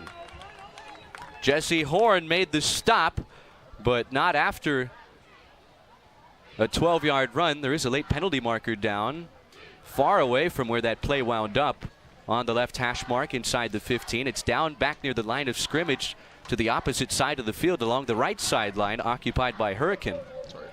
Wow, an illegal formation penalty against Crimson Cliffs, and another big play negated. They're going to have to back up again. It's not only the yards that these penalties are racking up again, it's the timing right after big plays, after they get conversions, after they air out or get 20 yards on a Leonard pickup. That's when they're losing 10, 15 yards to penalties that are just kind of careless. So instead of a 1st and 10 inside the 15, it is 3rd and 11 shy of the 30 at 31. Ball on the left hash, slot right, single receiver left. It's Hansen. Brown bootlegs right, pumps once. Now he throws into traffic, and it's caught inside the 30. A very short gain down to the 27-yard line. And Jordan Eaton, the sophomore tight end, 6'4", 200 pounds. They envision him as a big possession receiver eventually, but he only gets 4 yards there. And I think you got to go for it here. 4th and 7 inside your opponent's 30-yard line. You have no points on the scoreboard. You trail by just a touchdown. We've got lots of time left in this game. This is too far to attempt a field goal. That no man's land, kind of a no-brainer for Jaron Tate to keep his offense on the field. Yeah, it's been tough, but I mean, down 7-0, they're still in this game, so they're going to want to stay aggressive, I guess, and go for this one. Here we go, 4th and 7, 4 receivers. Brown, plenty of time, wings it right side of the end zone, incomplete. Off the fingertips of Gunnar Orr, his intended receiver. And again, Hurricane comes up big on defense. Crimson Cliffs, they turn it over on downs. Yeah, Crimson Cliffs really struggling to get anything going on the offensive end. It's only one play at a time, and then, big penalties that bring them back, or mistakes, bobbled passes, or dropped passes even, they're really hurting them. Now that was Davin Adams, not Gunnar Orr, who was targeted in the back right corner of the end zone. Not a bad throw by any means from Brown, but just a little too much on it. And so Hurricane, they'll start 1st and 10 from the 27. Low snap, not a problem for the 5'4" Ashby, who pitches out to the edge along the right sideline. Wright cuts it back left. He's still on his feet, and he's got daylight. Luke Wright across the 30, now across the 40, and taken down at the 45-yard line. What a big play from Luke Wright, who had appeared to go down 5 yards shy of the line of scrimmage. Instead, he shifted all the way to the other side of the field and picks up a 1st down. Yeah, it's just so challenging to bring him down. We've seen it all night. He's already trucked 2 receivers. This time, breaks a tackle, goes all the way back across the field to the opposite numbers, and busts downfield for a nice pickup. What looked like it was going to be a negative play turns into a 17-yard run for Wright. And now Jaron Tate takes a timeout with 2:39 left to play in the third quarter. His Crimson Cliffs Mustangs trail Hurricane 7-0. And you don't often see this in football, a head coach taking a timeout to go give the officials his opinion on some penalties or lack thereof. I think you heard some of the moaning and groaning from this Crimson Cliffs fan base that hasn't had a whole lot to cheer about tonight of maybe a hold on that last play. And Jaron Tate, instead of talking to his team at this timeout, is instead talking to the officials. Yeah, what trust he has in his assistant coaches to lay out a game plan for this Crimson Cliffs team. But yeah, just upset with some of the calls, lack thereof, and definitely really upset that neither one of those tackles deep in Hurricane territory converted for a safety. The assistant coaches and sideline sure were calling for it, but officials saw something different. And listen to that student section. They've been waiting to have something to cheer for all night here, trying to ignite the Crimson Cliffs sideline, a bit deflated after that huge defensive stop that forced Hurricane to punt from the back of the end zone, but their offense couldn't move forward, and again, it was in large part to the penalty. No, and with their offense kind of sputtering out there, I want to see the student section breathe some light. We're seeing the can over on the other side from the Hurricane student section. Yeah. All right, so out of the timeout from the 45, Ashby pumps once. Now the rush coming, tight pocket, and he's able to get back to the line of scrimmage, but that's all. Taken down for no gain. Jackson Griffiths, among others, in to bring down the quarterback for no gain. 2nd and 10. Hurricane at their own 45-yard line, leading 7-0 on the road at Crimson Cliffs, approaching the 2-minute mark of the 3rd quarter. The lone score in this one, a Caleb McClaw's 2-yard touchdown run, less than 30 seconds before halftime. Yeah, and what we've seen from Crimson Cliffs is in this 3rd quarter, they're getting a little more aggressive, airing the ball out. We haven't seen that and don't expect to see that from a Hurricane team that's leading and is a rush-first offense. Ashby out of the shotgun, flanked by Connor Nielsen. A wide 2-by-2 set. They'll bring Wright in motion. He'll get it on the jet sweep. He gets to the edge around the right sideline, breaks loose. Penalty marker down. He's inside the 30. Scampers inside the 25 and down at the 21. And I tell you what, that's probably coming back.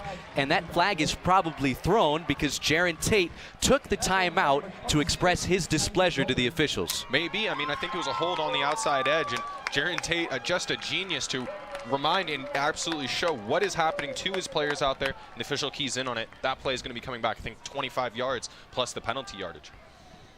There's no official statistic for that, but it's a makeup call. At least it certainly looked like it. Yeah. And certainly Crimson Cliffs, they have been hammered by penalties in this one. They'll certainly take it as they watch Hurricane back up to their own 33-yard line, negating what would have been a 30-plus yard run from Luke Wright. I think he ought to put the ball in his hands more times than not, because not only is he hard to bring down, but he's faster than just about anybody on the football field. Clearly, and especially once he gets that explosive first step, nobody's catching him. He's an incredibly fast sprinter, big body, can move and shift his weight really quickly too. 2nd and 22 after the penalty, a wide 2-by-2 set. And read option here for the quarterback. First time we've seen Ashby on a designed run. And he moves ahead in between the hash marks up to the 37-yard line. He gains 4 on the play. Neither of these quarterbacks like to take off and run. Carter Ashby has only run for positive yards in 1 game this year. And now it's 3rd and 18, inside of a minute here in the 3rd quarter. 7-0 Hurricane. We've only seen 1 touchdown in this one. A wide 2-by-2 set, the ball in between the hash marks. Nielsen the feature back. They'll bring Paletta in motion from right to left. Ashby wings it deep down the left sideline. It's intercepted. And taken down back near the 30-yard line with a penalty marker coming in. It's Jalen Walker's 2nd pick of the game. Yeah, and honestly, that might be their best offense at this point. We've talked about how many interceptions and turnovers this defense has forced, and that's what they're going to lean on late into this game, trailing by 7. They're going to get the ball back at about the 30-yard line. Jalen Walker has made both of his picks along the left sideline. Ashby has thrown his 2nd of the game, and again, throwing it into double coverage. Not sure what the play call is there if you're the Hurricane Tigers, considering they've done well enough, at least, on the ground to manage this game, eat clock away, and when they've gone through the air, it's resulted in turnovers for them. Well, now the Tigers head coach, Skylar Miller, in his 3rd season, takes a timeout with 18 seconds left of the 3rd quarter.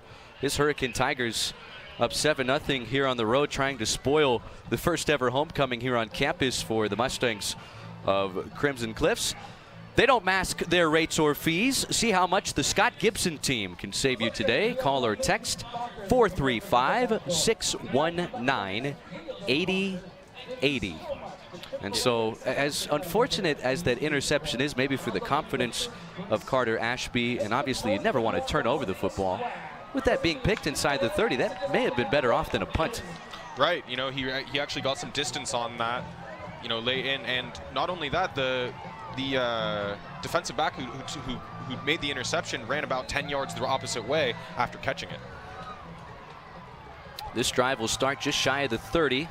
Crimson Cliffs right to left. Here's the shotgun snap, but a straight ahead handoff to Creed Leonard with a late penalty marker down. Gain of 8 yards up to the 37-yard line.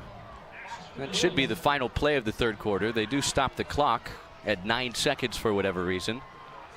And we'll check the penalty. And I can only imagine what type of moans and groans we'll hear from this Mustang faithful just below us if this is against Crimson Cliffs. Yep, it's a personal foul against Crimson Cliffs. And at this point, these are totally avoidable penalties. Yeah, I mean, clearly, we've seen it since the very first play of the game when they had an incredibly avoidable delay of game penalty. I'm not really sure. I guess when you get penalized for a delay of game to start things before its first snap, it really sets the tone, and it has kind of opened up the floodgates for those penalty markers, unfortunately, for Crimson Cliffs. Although they're fortunate to be down just a score here, trailing 7-0. The clock runs again after they move the ball back to the 23. Brown back to throw, hit as he throws, dumps it off. It's caught by Leonard out of the backfield, outside the left numbers, across the 30, delivers a stiff arm. He's still going across the 40-yard line, and an electrifying play to wrap up the third quarter. Leonard pushed out at the 43. It's a catch and run of 14 yards. And a fresh set of downs, a little bit of momentum for Crimson Cliffs as we head into quarter number 4. After 3 quarters tonight in Washington, Utah, Hurricanes 7, the Mustangs of Crimson Cliffs nothing. This is the Region 9 Radio Network presented by Sullivan Homes.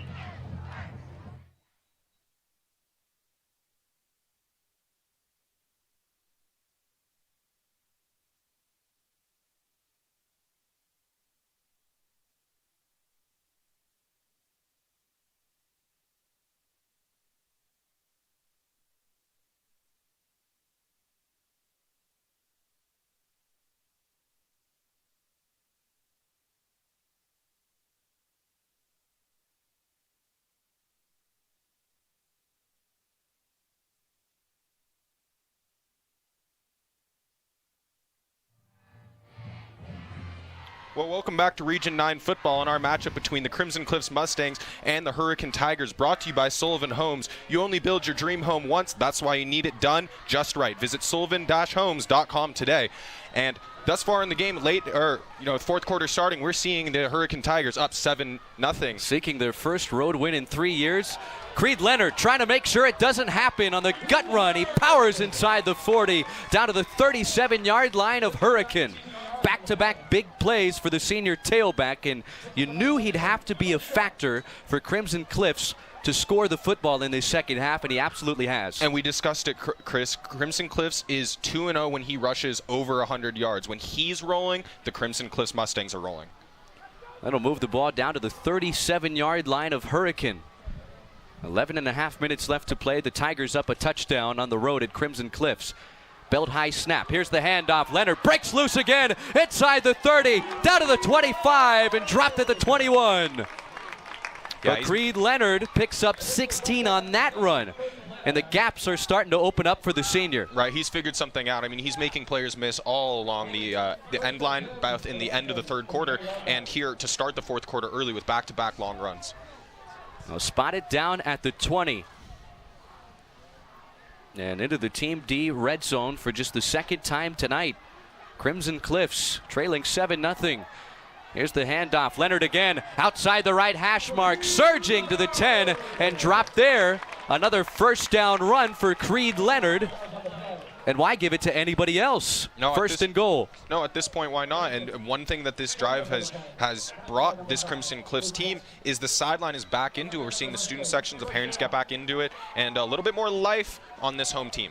It was that big dump off to the tailback that gained about 17 yards at the end of the third quarter that ignited this crowd and this Crimson Cliffs team again. And here they are on the doorstep with a first and goal at the 10-yard line. Ball on the right hash, slot left, single receiver right. The handoff to Leonard. He breaks a tackle at the line of scrimmage, down inside the 5. His teammates pushing him forward and pushing him into the end zone. Touchdown, Crimson Cliffs. What a team effort that was. He ended up getting kind of stopped up by two Hurricane defenders at about the 5, and his whole team comes behind and pushes it in like a rugby scrum. Now the officials are saying that the play was blown dead, just shy of the goal line.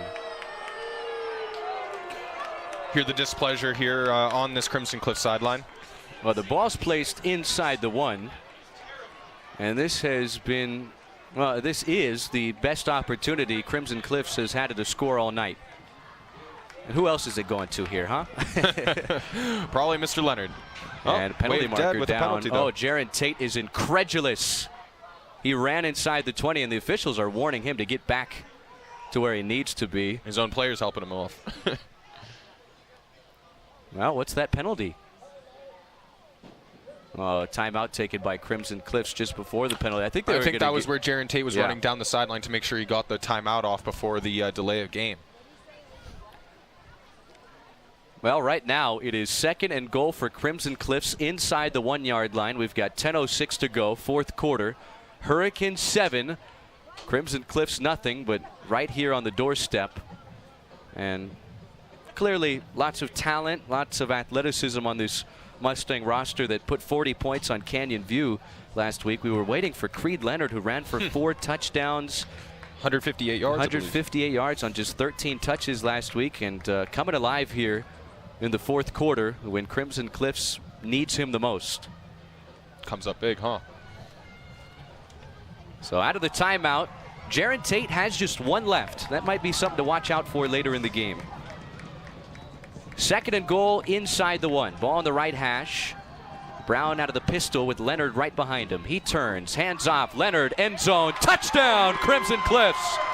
They're an extra point away from tying this thing up with 10:02 left to play in the 4th quarter. And that's a well-designed run right up the middle. The line made a big hole for him, and he just waltzes right into the end zone.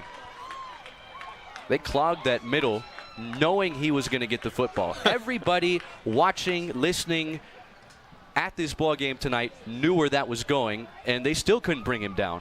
Right, that's the type of runner he is, and the type of execution Crimson Cliffs can do when they're trusting and communicating with each other. The ever-important extra point from Woolley, who's 7 of 9 this year. Puts the right foot to it and ties the game at 7. Right back where we started with 10:02 left to play in regulation. 7-7 on the Sullivan Homes Region 9 Radio Network.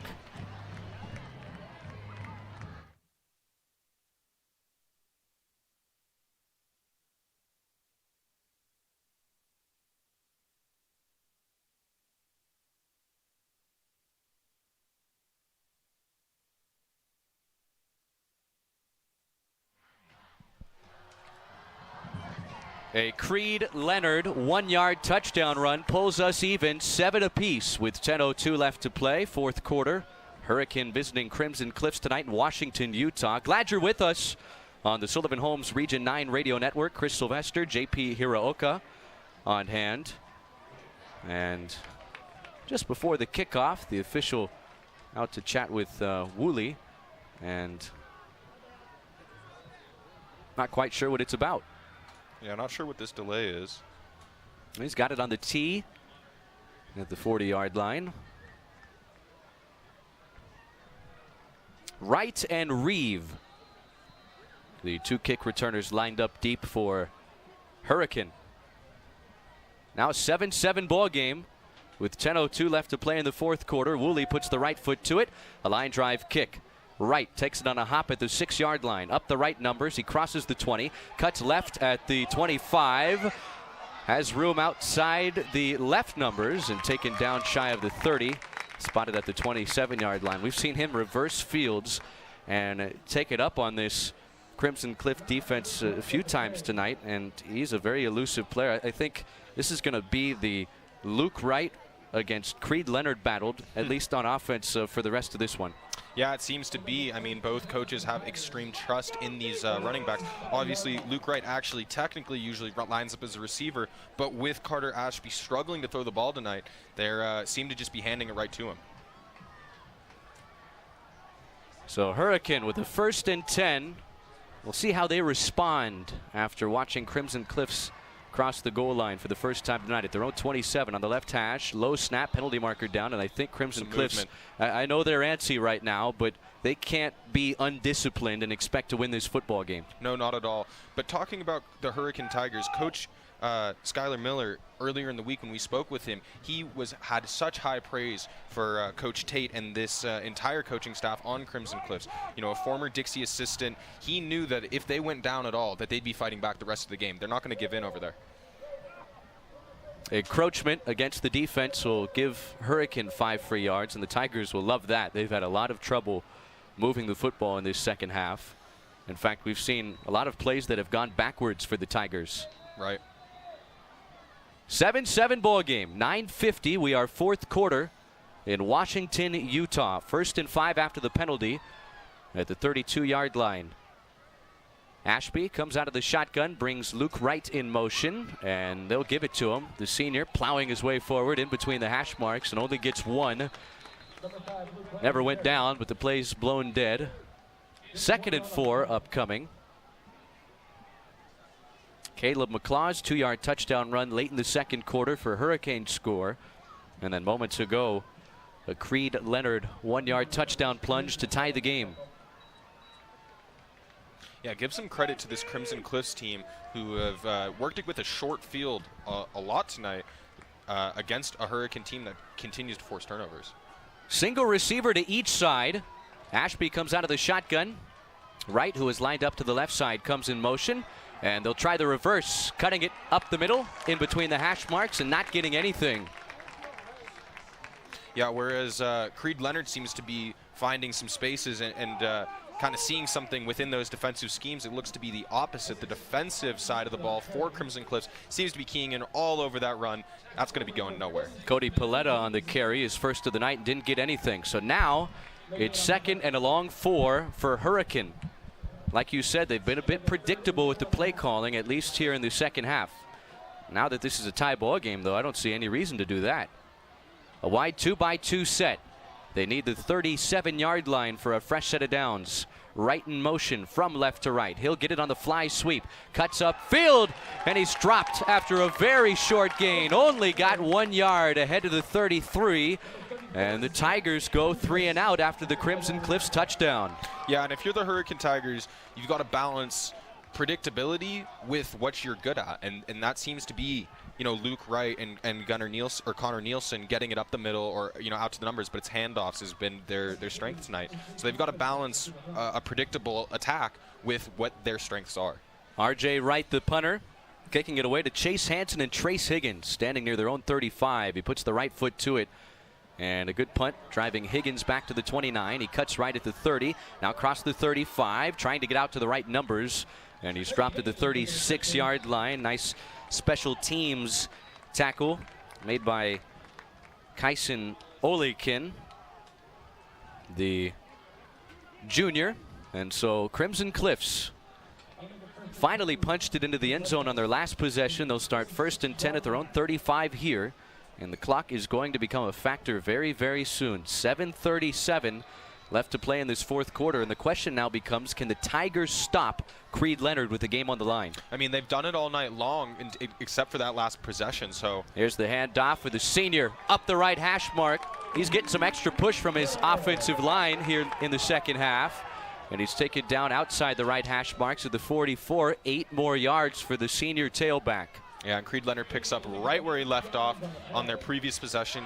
You know, he's just trucking right up the middle, nothing too fancy, and gaining at least, you know, 8 to 10 yards on each possession at this point, or carry.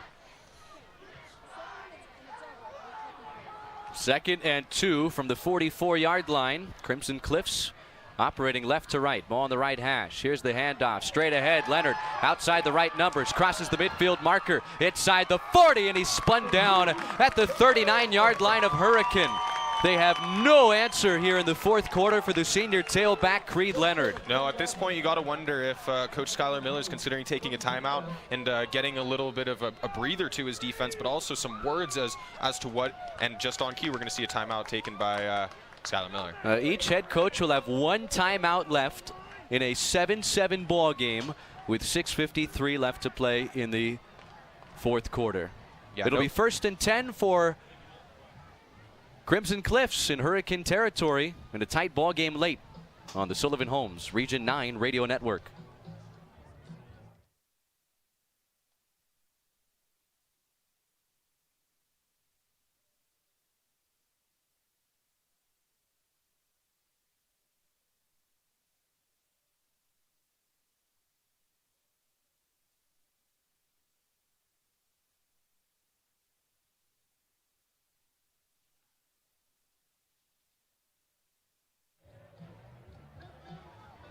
Welcome back to the Region 9 Radio Network, sponsored by Sullivan Homes. You only build your dream home once. That's why you need it done just right.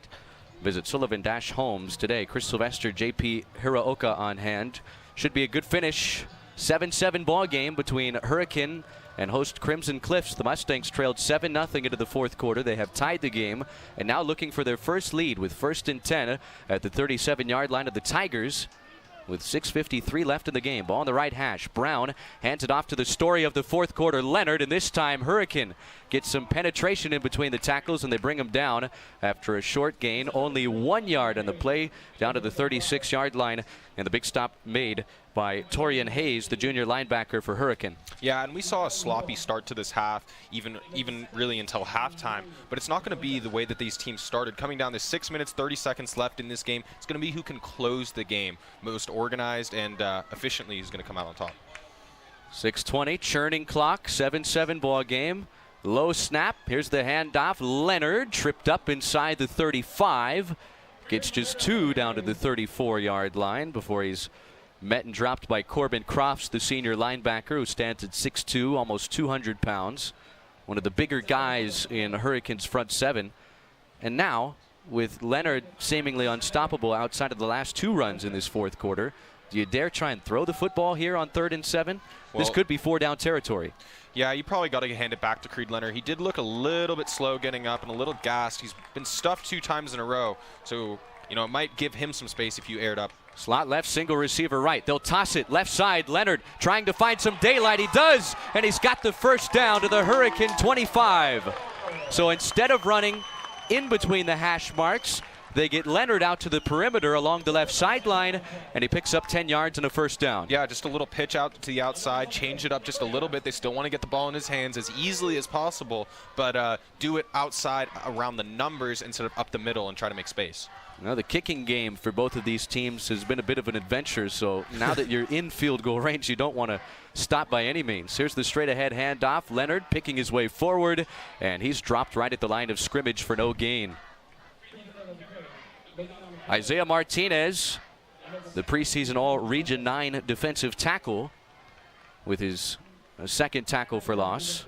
Well, as we see running games, dominate on both sides of these offenses, it really comes down to the fact that when they do try to pass the ball, it's a little bit too dangerous on the turnover end, because for Crimson Cliffs, it's the poor snaps that are causing it, and Hurricanes throwing, a pair of picks.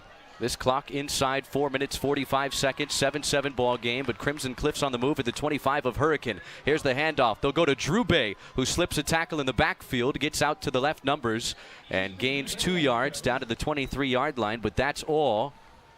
Haven't seen Easton Drew Bay carry the ball much. 5'11", 180-pound tailback, the junior giving Creed Leonard a rest there. But now, all of a sudden, you're in this 3rd and a long 8, we'll call it, situation. Approaching 4 minutes left to play. Is this field goal range just yet? Probably not. We watched him, short one to the side right, and probably wouldn't have even gotten there if it was online. So don't think they feel very comfortable with the distance to the field goal. Ball on the left hash. Trips to the left, single receiver right. They'll come out in the pistol. Brown, play action fake. He wings it left. It's caught by Hansen, and he'll be dropped for a loss. Back to the 25-yard line. -2 on the play for Crimson Cliffs. Now it's 4th and 10 back at the 25. And what do you do here if now you're Jaron Tate? Real decision time, yeah. 4th and 10 at the 25-yard line of Hurricane. Inside of 3.5 minutes left to play in the fourth quarter. And the offense is still on the field. But the play clock is winding down. They break the huddle. Creed Leonard is not in the game as the tailback. It's Drube who stands to the right of Brown. Here's the shotgun snap, back to throw, pressure coming, and he's sacked all the way back to the 35. Nafai Iloa, the sophomore defensive end, with his second sack of the season, and the biggest play of the game, as Crimson Cliffs turns it over on downs. And now Hurricane going to drive for this victory. Their sideline hyped up, coaching staff hyped up. Now it's got up to the offense, who's been struggling this evening outside of one score, to punch it in. 3 minutes, 3 seconds. Crimson Cliffs can't get it done. And now we'll see Hurricane with the 1st and 10 from their own 34-yard line.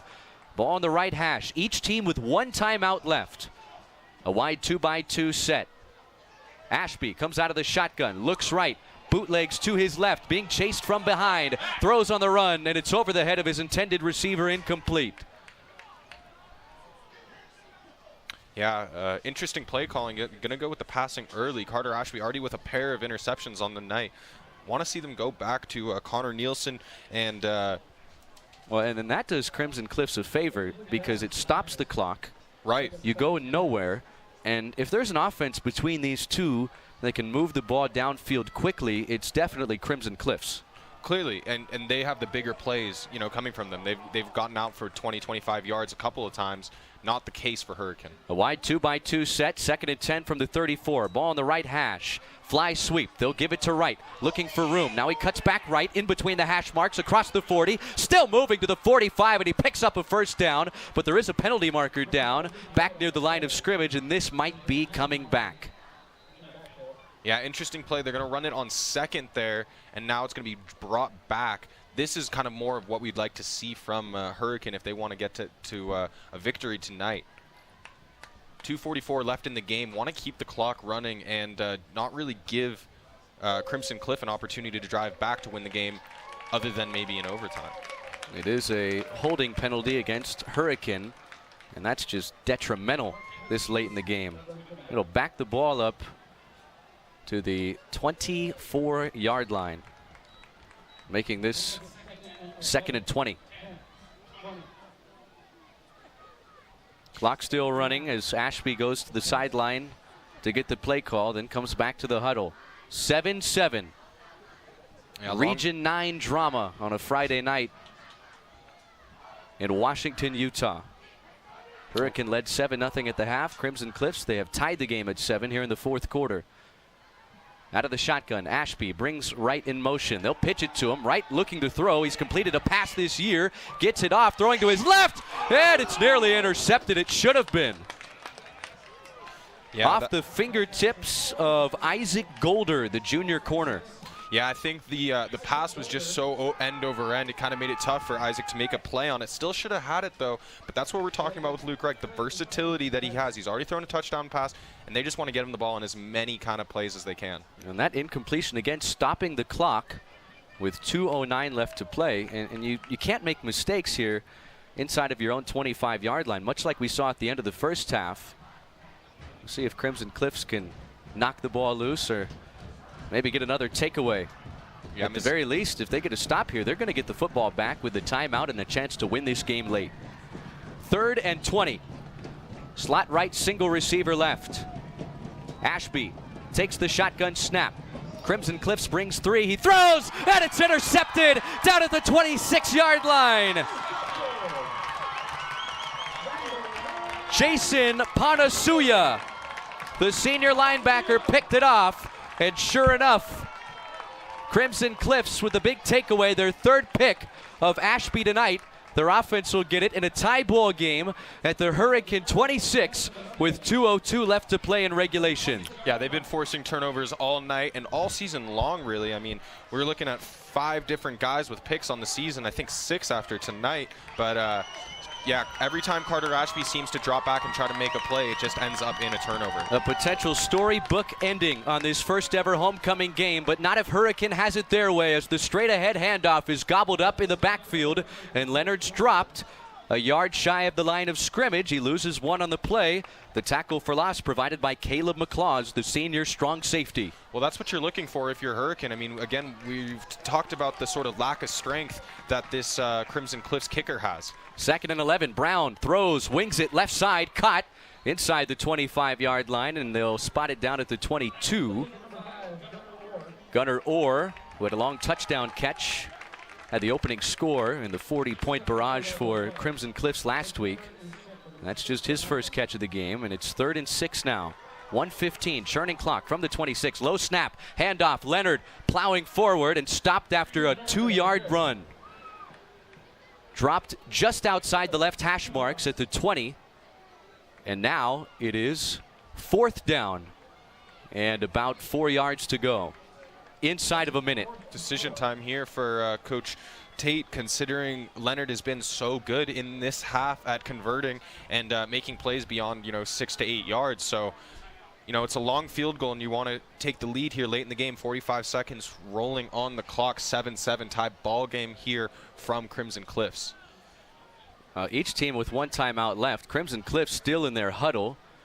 And you wonder if they may take a delay of game here to send away a soft punt to pin Hurricane back inside their own 10 and see if maybe they make mistakes again. And now they take their final timeout, maybe to talk about a play, or maybe even send out Ryan Woolley for a late go-ahead field goal attempt.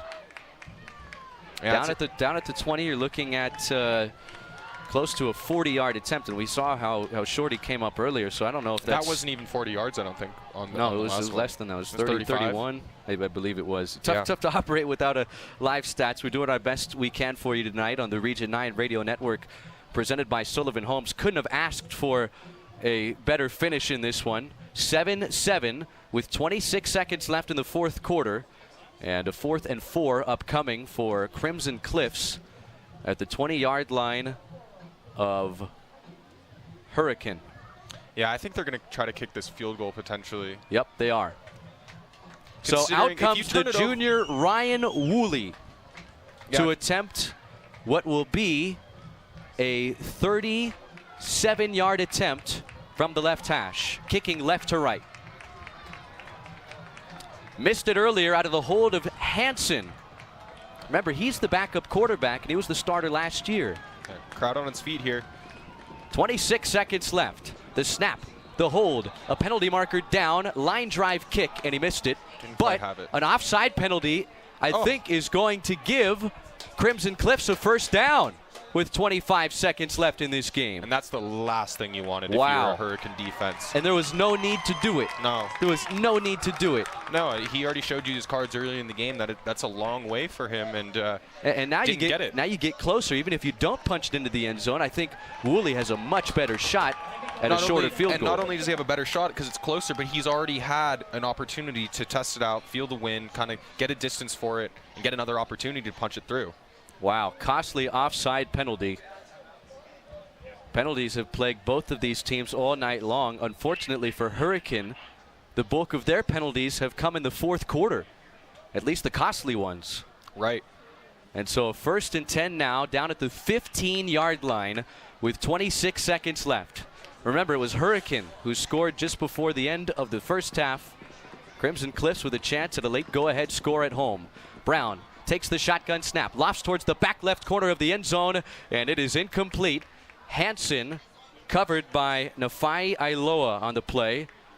Clock stops at 22 seconds left. Crimson coach is looking for pass interference on that call, or on that play. They're not going to get it. I don't think it was a catchable ball. I think that's why. Crimson could argue anything. Sure, sure. And they have often been unhappy with some of these penalties against them, but the biggest penalty, at least right now, is that offside, extending this drive with 22 seconds left. Crimson Cliffs out of timeouts. 2nd and 10. Brown bootlegs right. Pressure coming. Throws. Incomplete. Looking for Hansen inside the 10.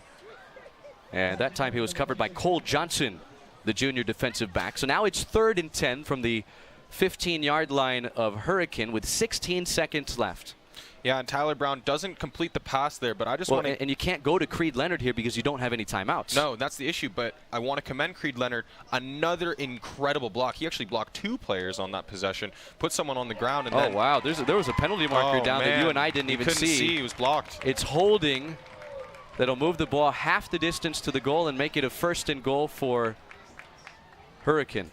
For Crimson Cliffs, rather. And this has been a penalty-stricken game, but the difference right now for Hurricane is they were getting penalties on their offensive end. Now they're counting penalties on the defensive end. And now they're going to send out Woolley with 16 seconds left. To try to win the game. 7-7, and Woolley's got a chance to be the hero tonight, but not before a timeout is taken, of course, to ice the kicker by Hurricane, I do believe, or the officials are taking a timeout to reconvene. I don't know what the discussion on the field is. We get right back into it. Surprised Skylar Miller hasn't taken the timeout yet. This is a 24-yard attempt from the left hash for the late lead. 7-7, 16 seconds left. Out of the hold of Hansen, and here comes the timeout from Skylar Miller. Neither team with a timeout remaining in a 7-7 ball game with 16 seconds left. The offside penalty on what would have been a missed field goal, and then the holding call there to put Ryan Woolley in a position where Jaron Tate thinks he can knock it through. Right, and if you're this Hurricane team, you've got to be so disappointed because it seemed Crimson Cliffs was content to go into overtime. They'd been playing better in the second half. They had momentum recently with Creed Leonard running the ball so well. They were content to go into an overtime and beat them there, and now you kind of gift them an opportunity with 16 seconds left on the clock to go up 10-3, or 10-7, excuse me. And with how tough it's been for Hurricane to move the football against Crimson Cliffs, this is pretty safe to say this is for the win here. Hurricane would love to see overtime. 24-yard attempt for the lead in a 7-7 ball game with 16 seconds left. The snap, the placement, the kick of the way, end over end. It's good. It's good!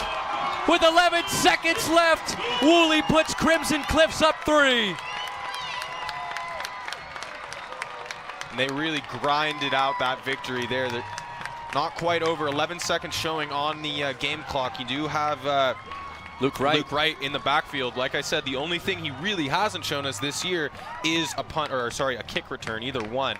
But he's dynamic, he's scary, but got to be feeling good. Up 10-7, 11 seconds left if you're Crimson Cliffs. And how deflating for Hurricane. You saw that first field goal attempt from close to 40 yards, miss low and to the left. Then the penalty marker flew for offsides, and, well, I tell you, it is not easy to win football games, tight football games late when you're not accustomed to winning. And unfortunately for this Tiger program, it's been 3 years since they've won a road game. Winless 2 years ago, just a single win last year, and a 1-point win this year. And barring something miraculous, they'll come up short here on the road at Crimson Cliffs tonight. And you got to wonder what the hero Ryan Woolley, who just knocked through the field goal for Crimson Cliffs, is going to do with this one. Probably doesn't want to kick to Luke Wright. Is he going to squib it up the middle, or put it on the left side? Maybe. Yeah, something probably conservative here as they want to come out on top. All right, Woolley's teeing it up at the 40. Kicks it away. Does send it deep. Wright has a chance. From the 5-yard line, in between the hash marks across the 20, he crosses the 30, gets loose across the 40. Wright cuts back right, and he's still on his feet. Penalty markers are down, likely for holding. Time is out on the game clock, and if Jaron Tate declines these penalties, I think the ball game's over. And I think no matter what, there's a 10-second runoff inside of 10 seconds for a holding penalty. And I think this game is over. But we'll get official word from this officiating crew. Yeah, ref's going to talk this one over, see what these multiple penalties on the play. So Crimson Cliff with a little bit of a pre-mature celebration. They're going to work to get them off the field as the refs come up with a decision here. Let's try and give you some audio of that ref mic.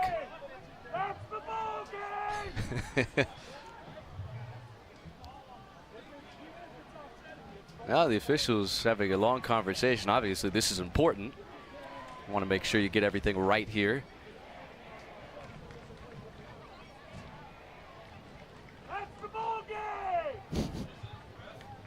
Crimson Cliffs clearly believe they've won the they're game getting ready already. to celebrate. And there it is. They're going to decline the penalty and go on to win 10-7 here. Penalties declined. The game is over. And the Mustangs of Crimson Cliffs, they have won their first ever homecoming game here on campus in Washington, Utah. And they do it in comeback fashion. They get all 10 of their points in the fourth quarter.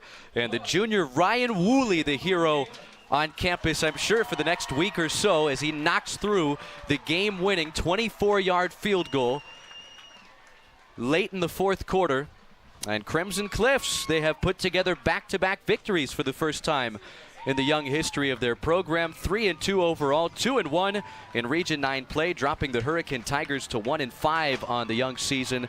They are 0-3 against Region 9 competition, and certainly at times this was an ugly one, but quite the finish, and Crimson Cliffs able to send their home fans back home very happy. Oh, yeah. No, it wasn't without adversity. Crimson Cliffs really grinded through it. A lot of penalties in the game, a couple turnovers, bobbled snaps, some bobbled passes as well that almost resulted in some more turnovers. But they really turned it on. Creed Leonard just went huge in that second half. The third and fourth quarter dominated by him. All right, up next, it's the Johnson Pediatrics postgame show with our reaction from this one. A check around other games ongoing here in Region 9 tonight. Our play of the game and our player of the game. Crimson Cliffs, a comeback victory, 10-7 over visiting Hurricane tonight. You've been listening to Region 9 Football, presented by Sullivan Homes on the Region 9 Radio Network.